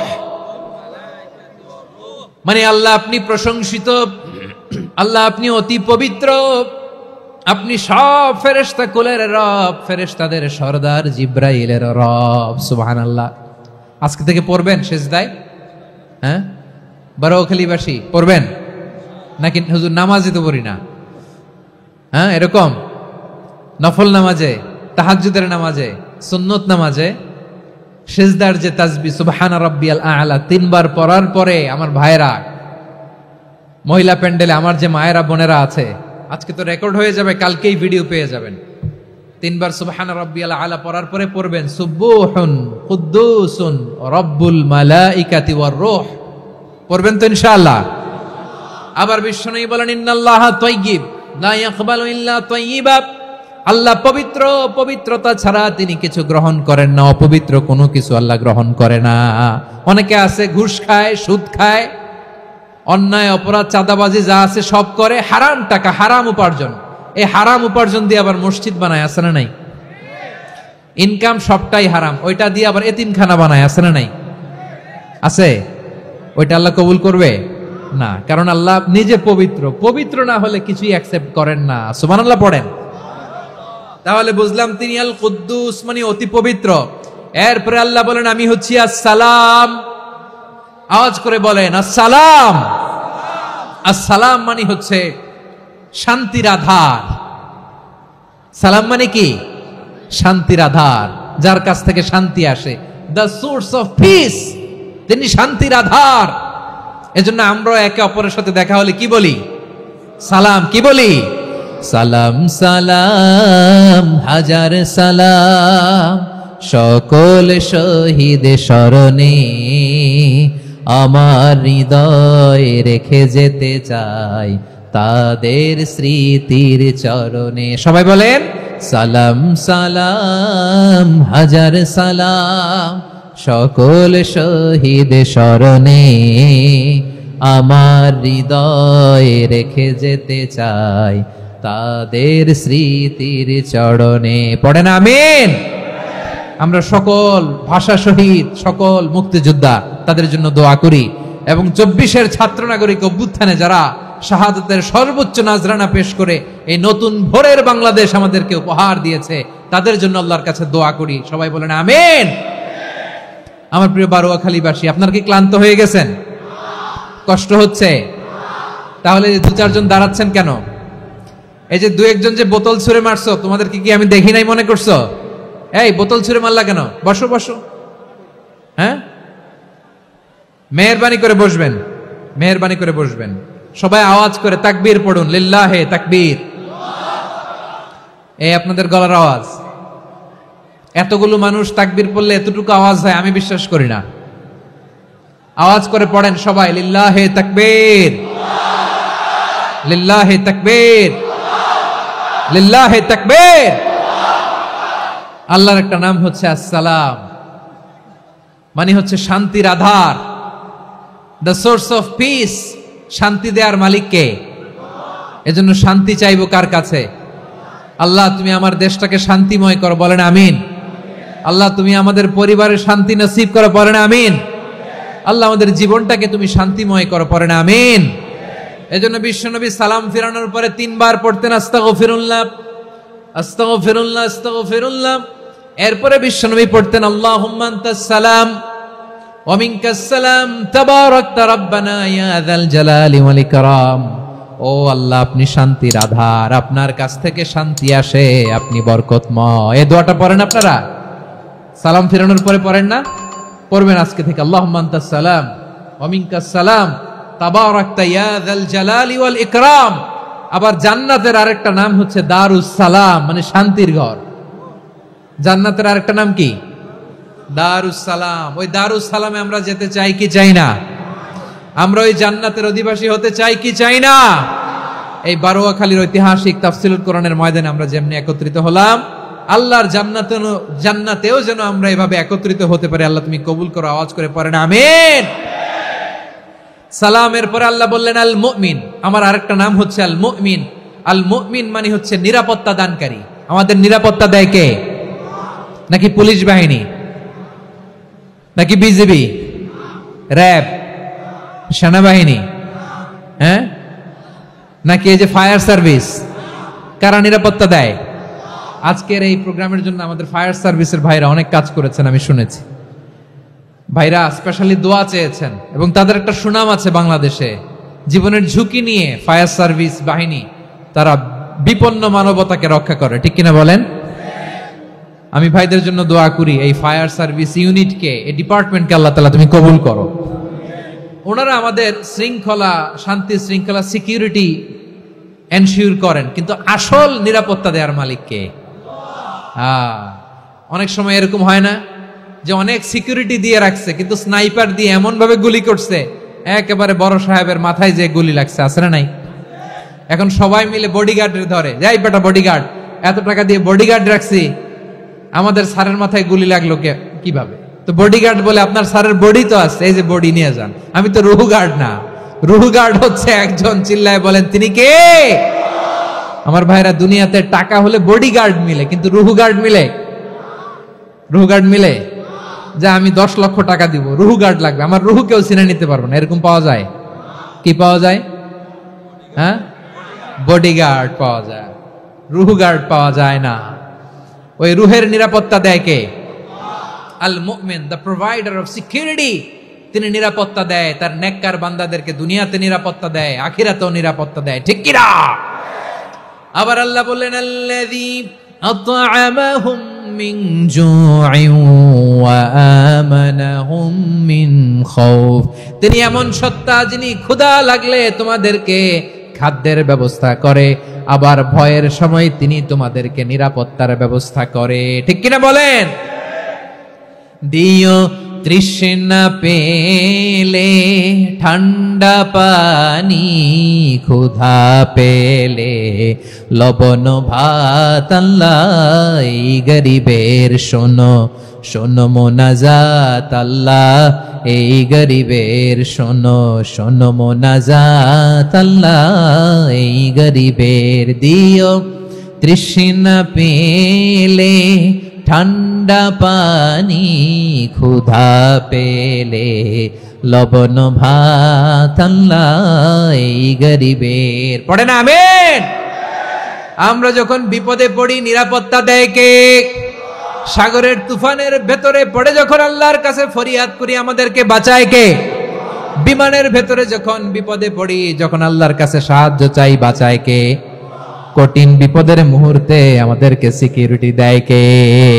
সে আল্লাহ বললেন, আমার আরেকটা নাম হচ্ছে আল মুমিন, আমি নিরাপত্তা দেই। এরপরে আল্লাহ বললেন, আমার আরেক নাম হলো আল মুহাইমিন। আরেক নাম কি? আল মুহাইমিন। আল মুহাইমিন মানে হচ্ছে দ্য ওভারসিয়ার, দ্য অবজারভার, পর্যবেক্ষক, যিনি মনিটরিং করেন আমাদের সব অ্যাক্টিভিটি, তিনি মনিটরিং করেন। কোনোভাবে তার চোখকে ফাঁকি দেয়া যায় না। আল্লাহর চোখ ফাঁকি দেয়া যায়? আচ্ছা, আওয়াজ করে বলেন তো, পুলিশ ভাইদের চোখ, পুলিশের চোখ মাঝে মাঝে ফাঁকি দেয়া যায় কি যায় না? সেনাবাহিনীর চোখ, র্যাবের চোখ, ইনকাম ট্যাক্স অফিসারের চোখ, দুর্নীতি দমন কমিশনারের চোখ, কিন্তু আল্লাহর চোখ, আল্লাহর চোখকে কশ্চিন কালেও কখনো ফাঁকি দেয়া যাবে? যেখানেই যান, ঘরের ভেতরে ঢুকে জানলা লাগিয়ে দরজাটা লক করে যদি অন্যায় করেন, পাপ করেন, দুনিয়ার কোন চোখ দেখে নাই, দেখেছে কে? পর্দার আড়ালে যে যদি পাপ করেন, দেখে নাই, দেখেছে কে? গহীন সাগর তলে ঢুকেও যদি অন্যায় করেন, কেউ দেখে না, সেটা দেখেন কে? আপনি কি ভাবছেন আটলান্টিক মহাসাগরের ভিতরে চলে গেলে তার আল্লাহ দেখবে না? প্রিয় বারোয়াখালীবাসী, আপনারা ওশেন গেট কোম্পানি নাম শুনছেন? ওশেন গেট, তারা এই যে টিটান সাবমার্সিবল একটা সাবমেরিনের মতো বানাইছিল, যেটা টাইটানিক জাহাজের ভগ্নাংশ দেখার জন্য অনেক লোক যে মারা গেছিল না, ওটা সাগরের একেবারে গহীনে চলে যায়। এই টিটান সাবমার্সিবল দিয়ে সাগরের একেবারে গহীনে চলে যাওয়া যায়। তো ওইটার ভিতরে ঢুকে যদি আপনি আটলান্টিকের তলায় চলে যান, তাইলেই তো আল্লাহর ফাঁকি দিতে পারবেন, আর তো আল্লাহ দেখতে পারবে না। পারবে না? সাগরের অতল গহ্বরে চলে গেল, পাহাড়ের সুরঙ্গের ভেতরে ঢুকে গেল, মহাকাশ স্টেশন পাড়ি দিয়ে মঙ্গলে পাড়ি জমালেও আমার আল্লাহর চোখ কশ্চিন কালেও ফাঁকি দেয়া যাবে? এজন্য সে আল্লাহ বললেন, লা তুদরিকুহুল আবসার ওয়া হুয়া ইউদরিকুল আবসার ওয়া হুয়াল লাতীফুল খাবীর। আমার আল্লাহ দৃষ্টির আয়ত্তে নন, কিন্তু দুনিয়ার সব দৃষ্টি আমার আল্লাহর আয়ত্তে, ঠিক কিনা? সূক্ষ্মদর্শী, সূক্ষ্ম থেকে সূক্ষ্ম পাপ কাজ যেভাবে যেমনটি করেন সব দেখেন। মুখে না বললে অন্তরেও চিন্তা করলেও অন্তরে চিন্তার উদ্রেক ঘটেছে, ওইটা তো কেউ জানে না, কিন্তু জানেন কে? এভাবে যিনি সূক্ষ্মভাবে মনিটর করেন, ওভারসি করেন, অবজারভেশন করেন, তার নাম হচ্ছে আল মুহাইমিন, পর্যবেক্ষক। আসুন আমাদের রবকে চিনি। বারোয়াখালীর ভাইরা, চিনতেছেন? কার সামনে কপাল ঘষে সেজদা দেন তারে চিনে নেন। কার সামনে ফরিয়াদের দুই হাত উঠে কাঁদেন, দুই হাত তুলে রোনাজারি করেন, তাকে জেনে নেন তিনি হচ্ছেন আল মুহাইমিন, দ্য অবজারভার, পর্যবেক্ষক। কেউ যেটা দেখে না সেটা দেখেন কে? এরপরে আল্লাহ বললেন আমার আরেকটা নাম হলো আল আজিজ। আল আজিজ মানে মহাপরাক্রমশালী, মহাশক্তিধর। আল আজিজ, দ্য অলমাইটি, দ্য অলমাইটি, মহাশক্তিধর, মহাপরাক্রমশালী, যার মোকাবেলায় কেউ টিকতে পারে না, যার সিদ্ধান্তের সামনে কেউ বাধা হয়ে দাঁড়াতে পারে না, যার ক্ষমতার সামনে পৃথিবীর সব ক্ষমতা নস্যি, তুচ্ছ, নগণ্য, অসহায়, তার নাম হচ্ছে আল আজিজ। সুবহানাল্লাহ পড়বেন না? আল আজিজ, মহাপরাক্রমশালী, ক্ষমতাধর, শক্তিধর, দ্য অলমাইটি, যার ক্ষমতার মোকাবেলায় কেউ দাঁড়াতে পারে না, যার সিদ্ধান্তের সামনে কেউ বাধা হয়ে টিকতে পারে না, যার শক্তির সামনে সবাই অসহায়, দুর্বল। সুবহানাল্লাহ, তিনি হচ্ছেন আল আজিজ। আল্লাহ বলেন আল্লাযী খালাকাল মাউতা ওয়াল হায়াতা লিয়াবলুয়াকুম আইয়ুকুম আহসানু আমালা ওয়া হুয়াল আজিজুল গফুর। তিনি এমন সত্তা যিনি জীবন তৈরি করেছেন, মরণ তৈরি করেছেন, যাতে করে পরীক্ষা নিতে পারেন তোমরা কে কর্মে সেরা। তিনি হলেন আল আজিজ আল গফুর। তিনি ক্ষমাশীল, আবার তিনি শক্তিধর। তার শক্তির সামনে কেউ টিকতে পারে? আমরা পৃথিবীর সব দেশের মিলিটারি ব্যাটালিয়ন নিয়ে যদি আল্লাহর সামনে দাঁড়াই, তাহলে তো আর আল্লাহ পারবে না নাকি? হ্যাঁ, পৃথিবীর সবচাইতে শক্তিশালী সেনাবাহিনী কোন দেশের জানেন? হ্যাঁ, আমেরিকার সেনাবাহিনী, তারপরে রাশিয়ার সেনাবাহিনী, চীনের সেনাবাহিনী, সব সেনাবাহিনী, নৌবাহিনী, বিমান বাহিনী যত আছে সব নিয়ে যদি আল্লাহর সামনে দাঁড়াই, পারবে তখন আল্লাহ আমাদের সাথে?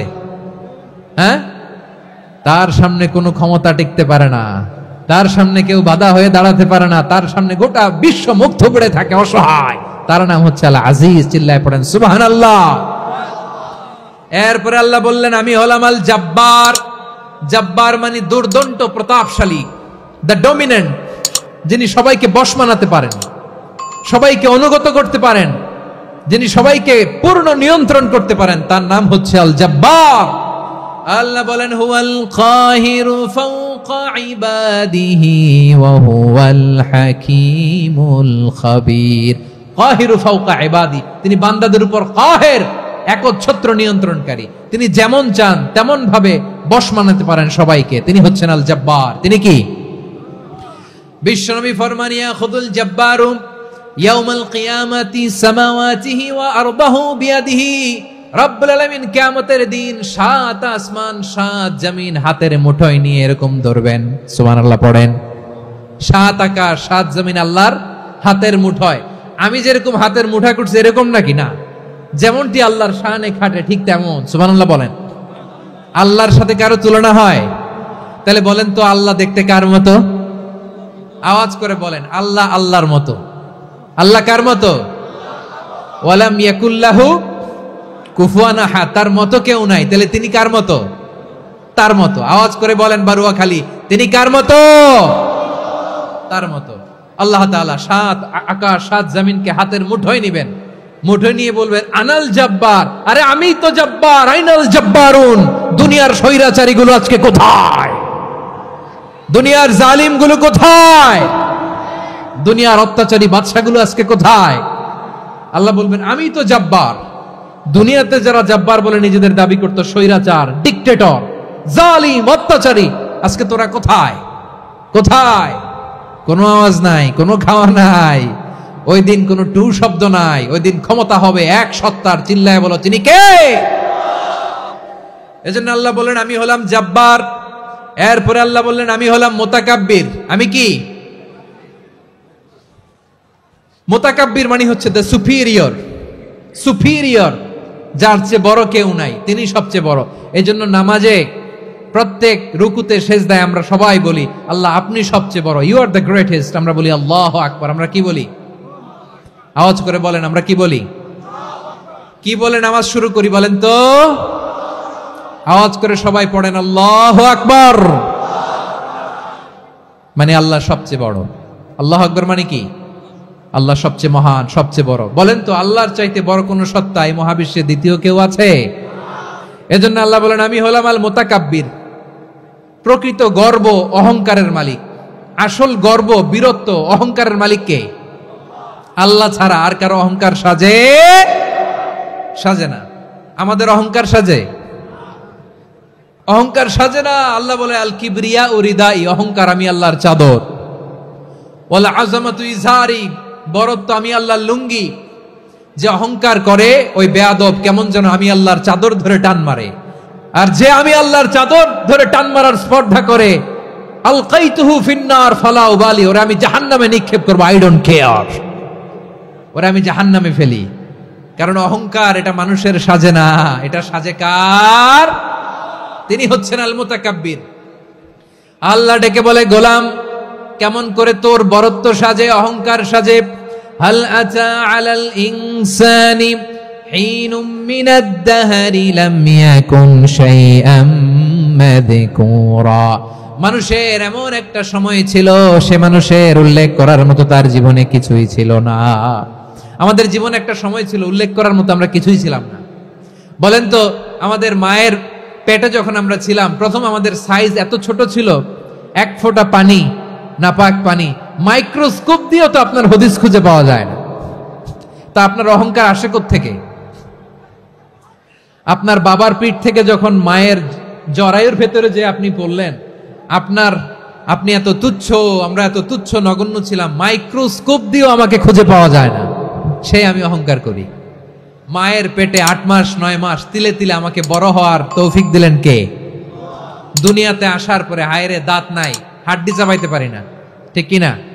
আচ্ছা বারোখালীবাসী আপনাদের ঘরে যাদের 6 মাস 4 মাসের বাচ্চা আছে, ওরা গরুর হাড্ডি খাইতে পারে? হ্যাঁ।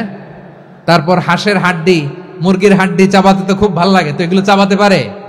কি দুর্বল দেখছেন, ও কিছু খাইতেও পারে না। ওরে দুধ দিয়ে, তারপরে ওকে আপনার ডাল দিয়ে, সবজি দিয়ে একটা মিক্স খিচুড়ি বানাইতে হয়, এটারও আবার ব্লেন্ডার করতে হয়।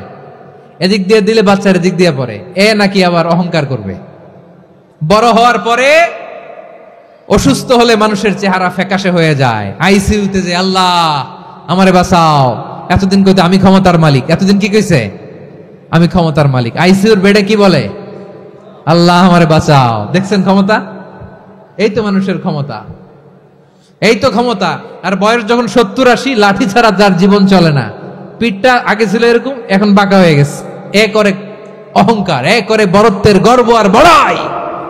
আল্লাহ বলে মানুষের জন্য অহংকার সাজে না, বড়ত্ব মানুষের মানায় না, দাম্ভিকতা মানুষের মানায় না, অহংকার গর্ব বড়ত্ব এগুলো একজনের জন্য। আওয়াজ করে বলেন তিনি কে?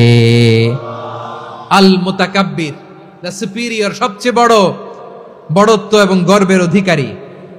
এরপর আল্লাহ বললেন সুবহানাল্লাহি আম্মা ইউশরিকুন, তোমরা আল্লাহর সাথে যে সমস্ত জিনিসের শরীক করো আল্লাহ তাআলা এগুলো থেকে অনেক পবিত্র।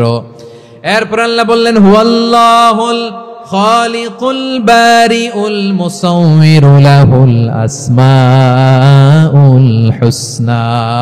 হুয়াল্লাহুল খালিক, তিনি হলেন স্রষ্টা। আল বারি,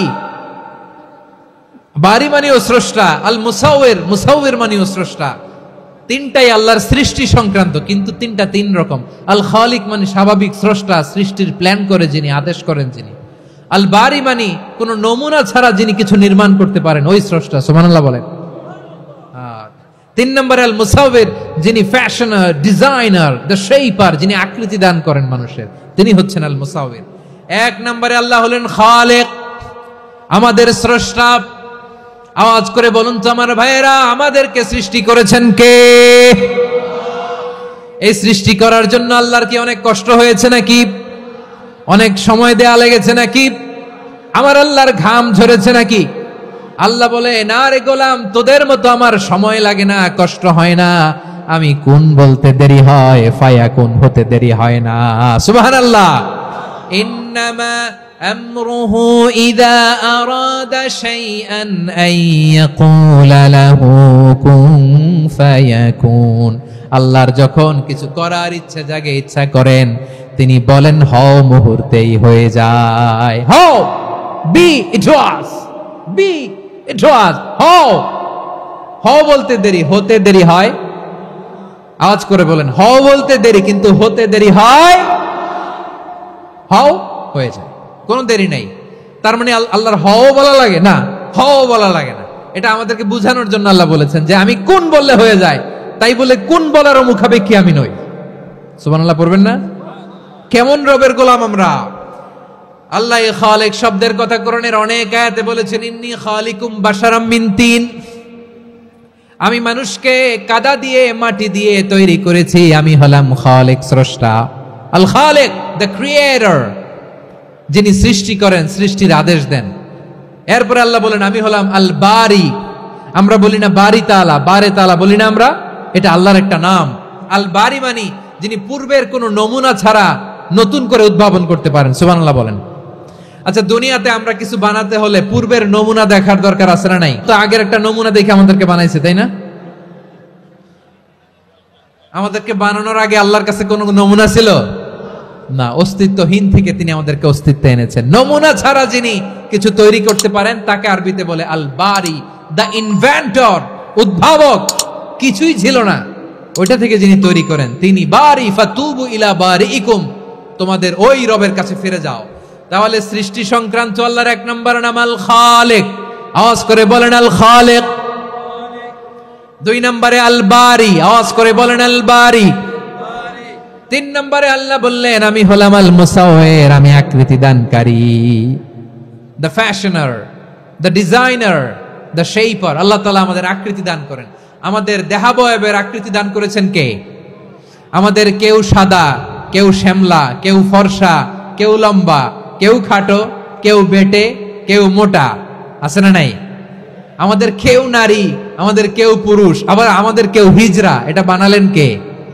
আওয়াজ করে বলুন তো, এই ডিসিশন মেকিংটা করেছেন কে?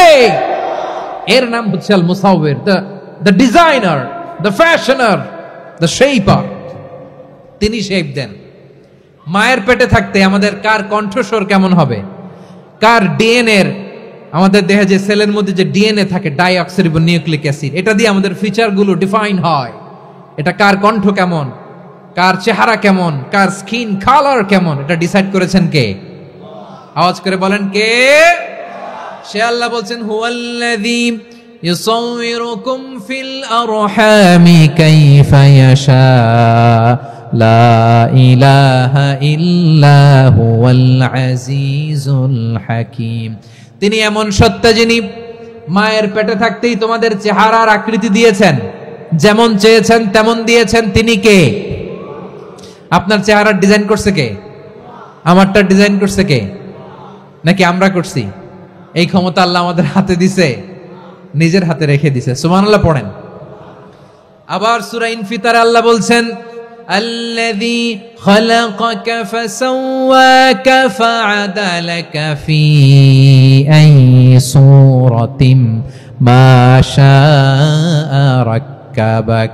তিনি এমন সত্তা যিনি তোমাদের সৃষ্টি করেছেন, এই সৃষ্টিকে সুবিন্যস্ত করেছেন, সুষম করেছেন, যেমন চেয়েছেন তেমন আকৃতিতে তোমাদেরকে তিনি দুনিয়ায় পাঠিয়েছেন। সুবহানাল্লাহ। তাহলে আকৃতি দান করেন কে?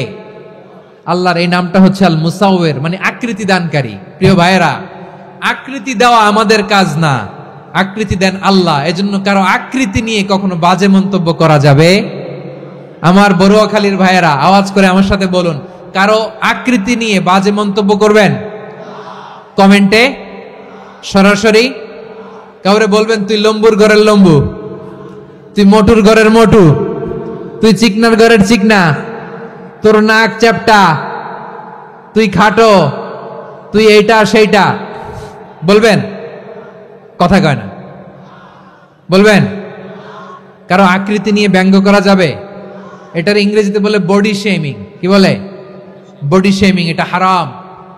আমার কলিজার টুকরা বারুয়াখালীর নবাবগঞ্জের যুবক ভাইয়েরা, খবরদার, কোশ্চিনকালেও আমরা কারো দেহের আকৃতি নিয়ে, বডি শেপ নিয়ে মন্দ কথা, বাজে কমেন্টস করব?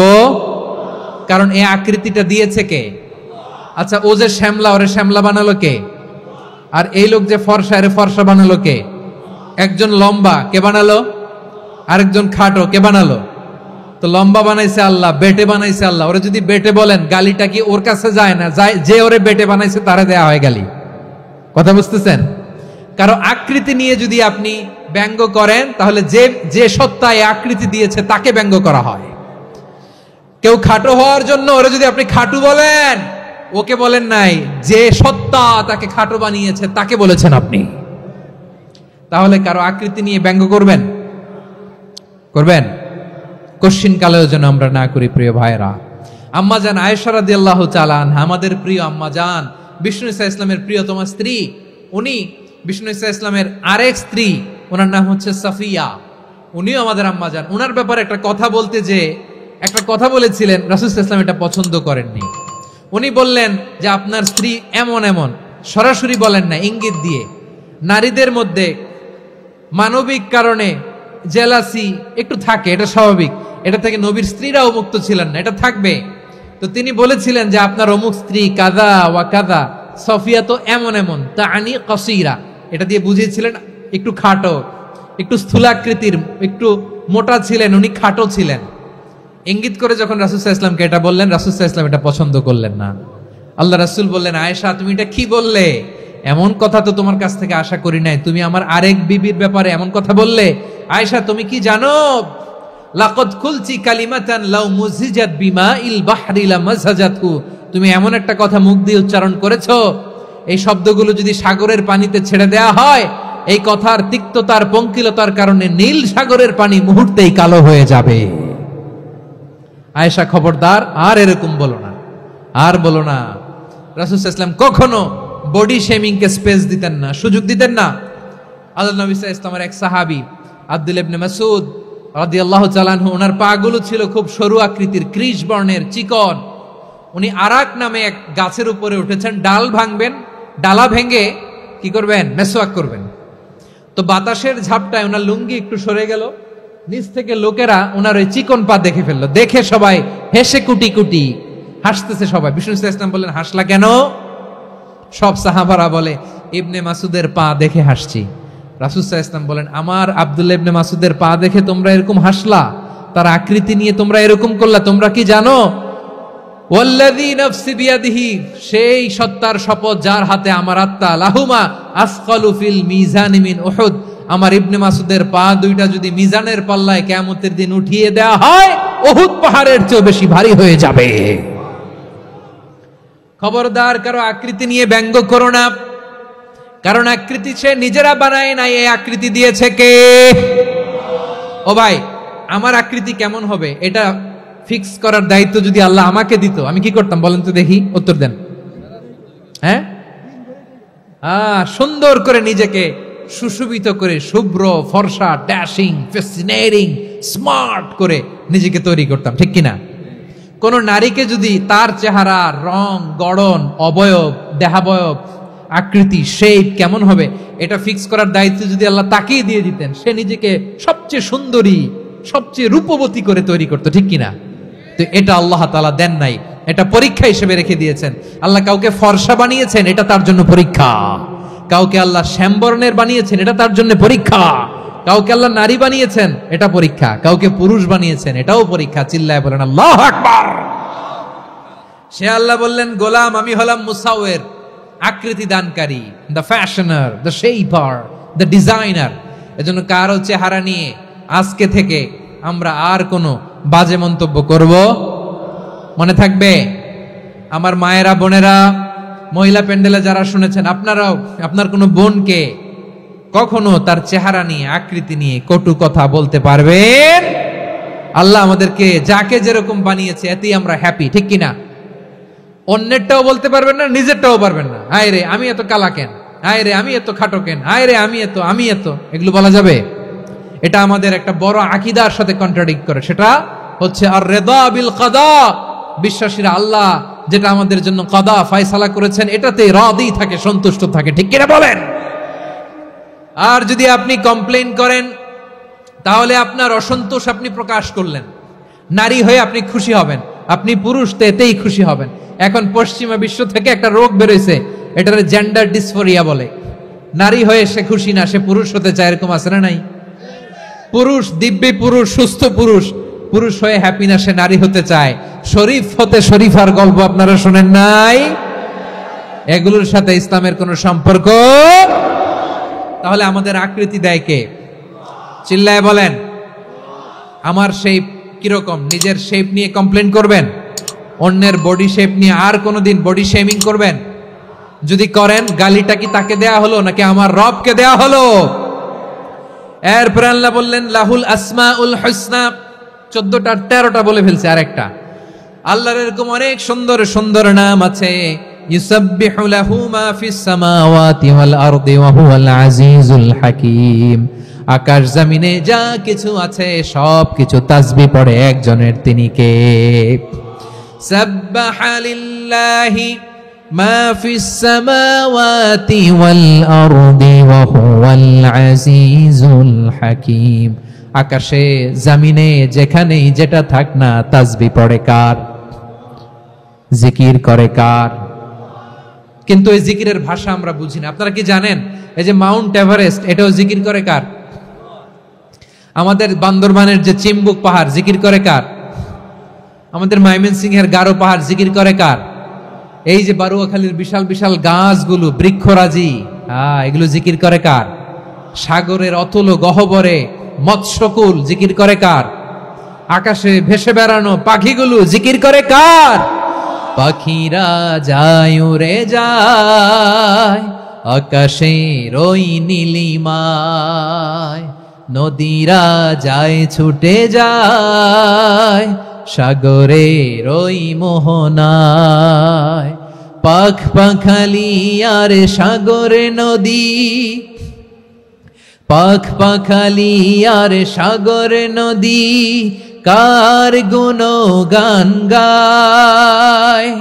আল্লাহু আল্লাহ আল্লাহু আল্লাহ, আল্লাহর গুণগান গায়। সবাই পড়েন আল্লাহু আল্লাহ আল্লাহু আল্লাহ, আল্লাহর গুণগান গায়। সুবহানাল্লাহ পড়েন। চোখে আমরা যা দেখি সব গুণগান গায় কার? এজন্য আল্লাহ বললেন ওয়া ইম মিন শাইইন ইল্লা ইউসাব্বিহু বিহামদিহি ওয়ালাকিন লা তাফকাহুনা তাসবিহাহুম। নবমণ্ডল ভূমণ্ডল, আকাশে কিংবা জমিনে যেখানেই যেটা থাক না, সব আল্লাহর তাসবিহ পড়ে, কিন্তু সে তাসবির ভাষা তোমরা বোঝো না, ঠিক কিনা? তাদেরও তাসবির ভাষা আছে। পাখিগুলো তাদের ভাষায় আল্লাহর জিকির করে, পাহাড় তাদের ভাষায় আল্লাহর জিকির করে, সাগরগুলো জলোচ্ছ্বাসে ঢেউয়ের তালে তালে আল্লাহর জিকির করে। সুবহানাল্লাহ পড়েন। সে আল্লাহ বললেন ইউসাব্বিহু লাহু মা ফিস সামাওয়াতি ওয়াল আরদি, আকাশে যা আছে তাও আল্লাহর তাসবিহ পড়ে, জমিনে যা আছে তাও আল্লাহর তাসবিহ পড়ে। ওয়া হুয়াল আজিজুল হাকীম, তিনি হলেন আজিজ, মহাপরাক্রমশালী, প্রজ্ঞাময়। আল আজিজ, এই ব্যাখ্যা আগে করেছি। আল হাকিম, সর্বশেষ 14 নম্বর আল্লাহ তাআলার গুণবাচক নামটি হচ্ছে আল হাকিম। আল হাকিম মানে হচ্ছে প্রজ্ঞাময়, the wise, the all wise. আল্লাহর সব কাজে প্রজ্ঞা আছে না নাই? আল্লাহর চিন্তা, আল্লাহর আদেশ, আল্লাহর সৃষ্টি সবকিছু প্রজ্ঞায় পরিপূর্ণ। সুবহানাল্লাহ, কারণ তিনি আল হাকিম। আরবিতে বলে ফিআলুল হাকিম লা ইয়াখলু আনিল হিকমা, হাকিমের কোনো কাজ হিকমত থেকে শূন্য নয়। আল্লাহ যাই বলে এর মধ্যে হিকমত আছে না নাই? আল্লাহর এই কোরআনের ভেতরেও হিকমত আছে না নাই? আল্লাহর কালামের প্রতিটি বাণী, প্রতিটি বাক্য, প্রতিটি শব্দের ভেতরে প্রজ্ঞা লুকিয়ে রেখেছে কে? আল্লাহর সৃষ্টির ভেতরেও প্রজ্ঞা আছে না নাই? অনেক কিছু আল্লাহ তৈরি করেছে, আমাদের মাথায় প্রশ্ন জাগে, হায় হায় এটা কেন আল্লাহ তৈরি করলো? এটার ভেতরেও রহস্য আছে না নাই? এজন্য বিশ্বাসীরা বলে রব্বানা মা খালাকতা হাযা বাতিলান সুবহানাকা ফাকিনা আযাবান নার। ও আমাদের রব, এই জমিনে যা আমরা দেখি কোনো কিছুই তুমি এমনি এমনি সৃষ্টি করো নাই, তুমি আগুনের শাস্তি থেকে আমাদেরকে বাঁচাও, পড়ে না আমিন। সবকিছুর মধ্যে হিকমা আছে, এই কোরআনেও হিকমা আছে। আল্লাহ বলছেন ইয়াসিন ওয়াল কোরআনিল হাকিম, প্রজ্ঞাময়, বিজ্ঞানময় কোরআনের শপথ। আল্লাহর সব কাজের ভেতরে হিকমা, প্রজ্ঞা আছে না নাই? সে আল্লাহ বললেন গোলাম, সূরা হাশরের শেষ 3 আয়াতের ভেতরে আমি আল্লাহর 14টি গুণবাচক নাম উল্লেখ করে দিয়েছি। যখন জপতে মন চাইবে এই নামগুলো দিয়ে জপবি, যখন ফরিয়াদ করবি আমার এই নামগুলো দিয়ে আমি আল্লাহর কাছে ফরিয়াদ করবি। ঠিক কিনা বলেন? রাজি আছেন? এই যে আর রহমান, আর রহিম, আল কুদ্দুস, আল সালাম, আল জব্বার, আল আজিজ, আল হাকিম, এই নামগুলো ধরে ধরে আল্লাহরে ডাকতে রাজি আছেন? খেয়াল করবেন প্রিয় ভাইরা, দোয়া কবুলের কিছু শর্ত আছে। এর মধ্যে একটা শর্ত হচ্ছে আল্লাহর সুন্দর সুন্দর নামগুলো ধরে ধরে আল্লাহকে ডাকা, তাহলে ওই দোয়াগুলো আল্লাহ তাআলা কবুল করে। এই নামগুলো আরো বিশেষ করে বেশি করে জানার চেষ্টা করবেন, তাহলে আল্লাহর প্রতি অগাধ আস্থা, বিশ্বাস, ভালোবাসা আমাদের বাড়বে। এই যে 14টা নাম আল্লাহর পরিচয় আমরা ইন ডেপথ জেনেছি, আল্লাহর প্রতি আপনাদের আস্থা বেড়েছে না? আল্লাহর প্রতি আমাদের ভালোবাসা আরো প্রগাঢ় হয়েছে না? আমরা যখন ডাকবো তার নামেই ডাকবো, জিকির করব তার নামেই করব, ঠিক যেমনটি আল্লাহ শিখিয়েছেন। ঠিক কিনা বলেন? এবং এই নামগুলো থেকে আমাদের যে শিক্ষা, এই শিক্ষাগুলো আমরা আমাদের জীবনে বাস্তবায়ন করব। সব শেষ কথা বলি প্রিয় ভাইয়েরা, সব শেষ কথা বলি, এই যে আমাদের রবকে আমরা চিনলাম, একাগ্রভাবে এই রবের দিকে ঝুঁকে পড়েন, গোটা বিশ্ব আপনার দিকে ঝুঁকে পড়বে। আই রিপিট, আমি আবারও বলছি, আপনার রবের দিকে আপনি একনিষ্ঠভাবে ইখলাসের সাথে ঝুঁকে পড়ুন, তাম দুনিয়া আপনার দিকে ঝুঁকে পড়বে। ঠিক কিনা বলেন? আল্লাহ তাআলা আমাদের সবাইকে কথাগুলো বোঝার ও আমল করার তৌফিক দান করুক। যে কথাগুলো বললাম, সর্বপ্রথম আল্লাহ তাআলা আমাকে এবং আপনাদের সবাইকে আমল করার তৌফিক দান করুক। হাযা মা ইনদি ওয়াল ইলমু ইনদাল্লাহ আলাইহি তাওয়াক্কালতু ওয়া ইলাইহি উনীব। সুবহানাকাল্লাহুম্মা বিহামদিকা আশহাদু আল্লা ইলাহা ইল্লা আনতা আস্তাগফিরুকা ওয়া আতুবু ইলাইক। এখানে আমাকে কিছু কপি দেয়া হয়েছে আপনাদের জন্য, একটা সামান্য উপহার। এক নজরে কোরআন, নাম শুনেছেন না? অনেক বছরের পরিশ্রম আমার, পুরো কোরআনকে 600 পৃষ্ঠার মধ্যে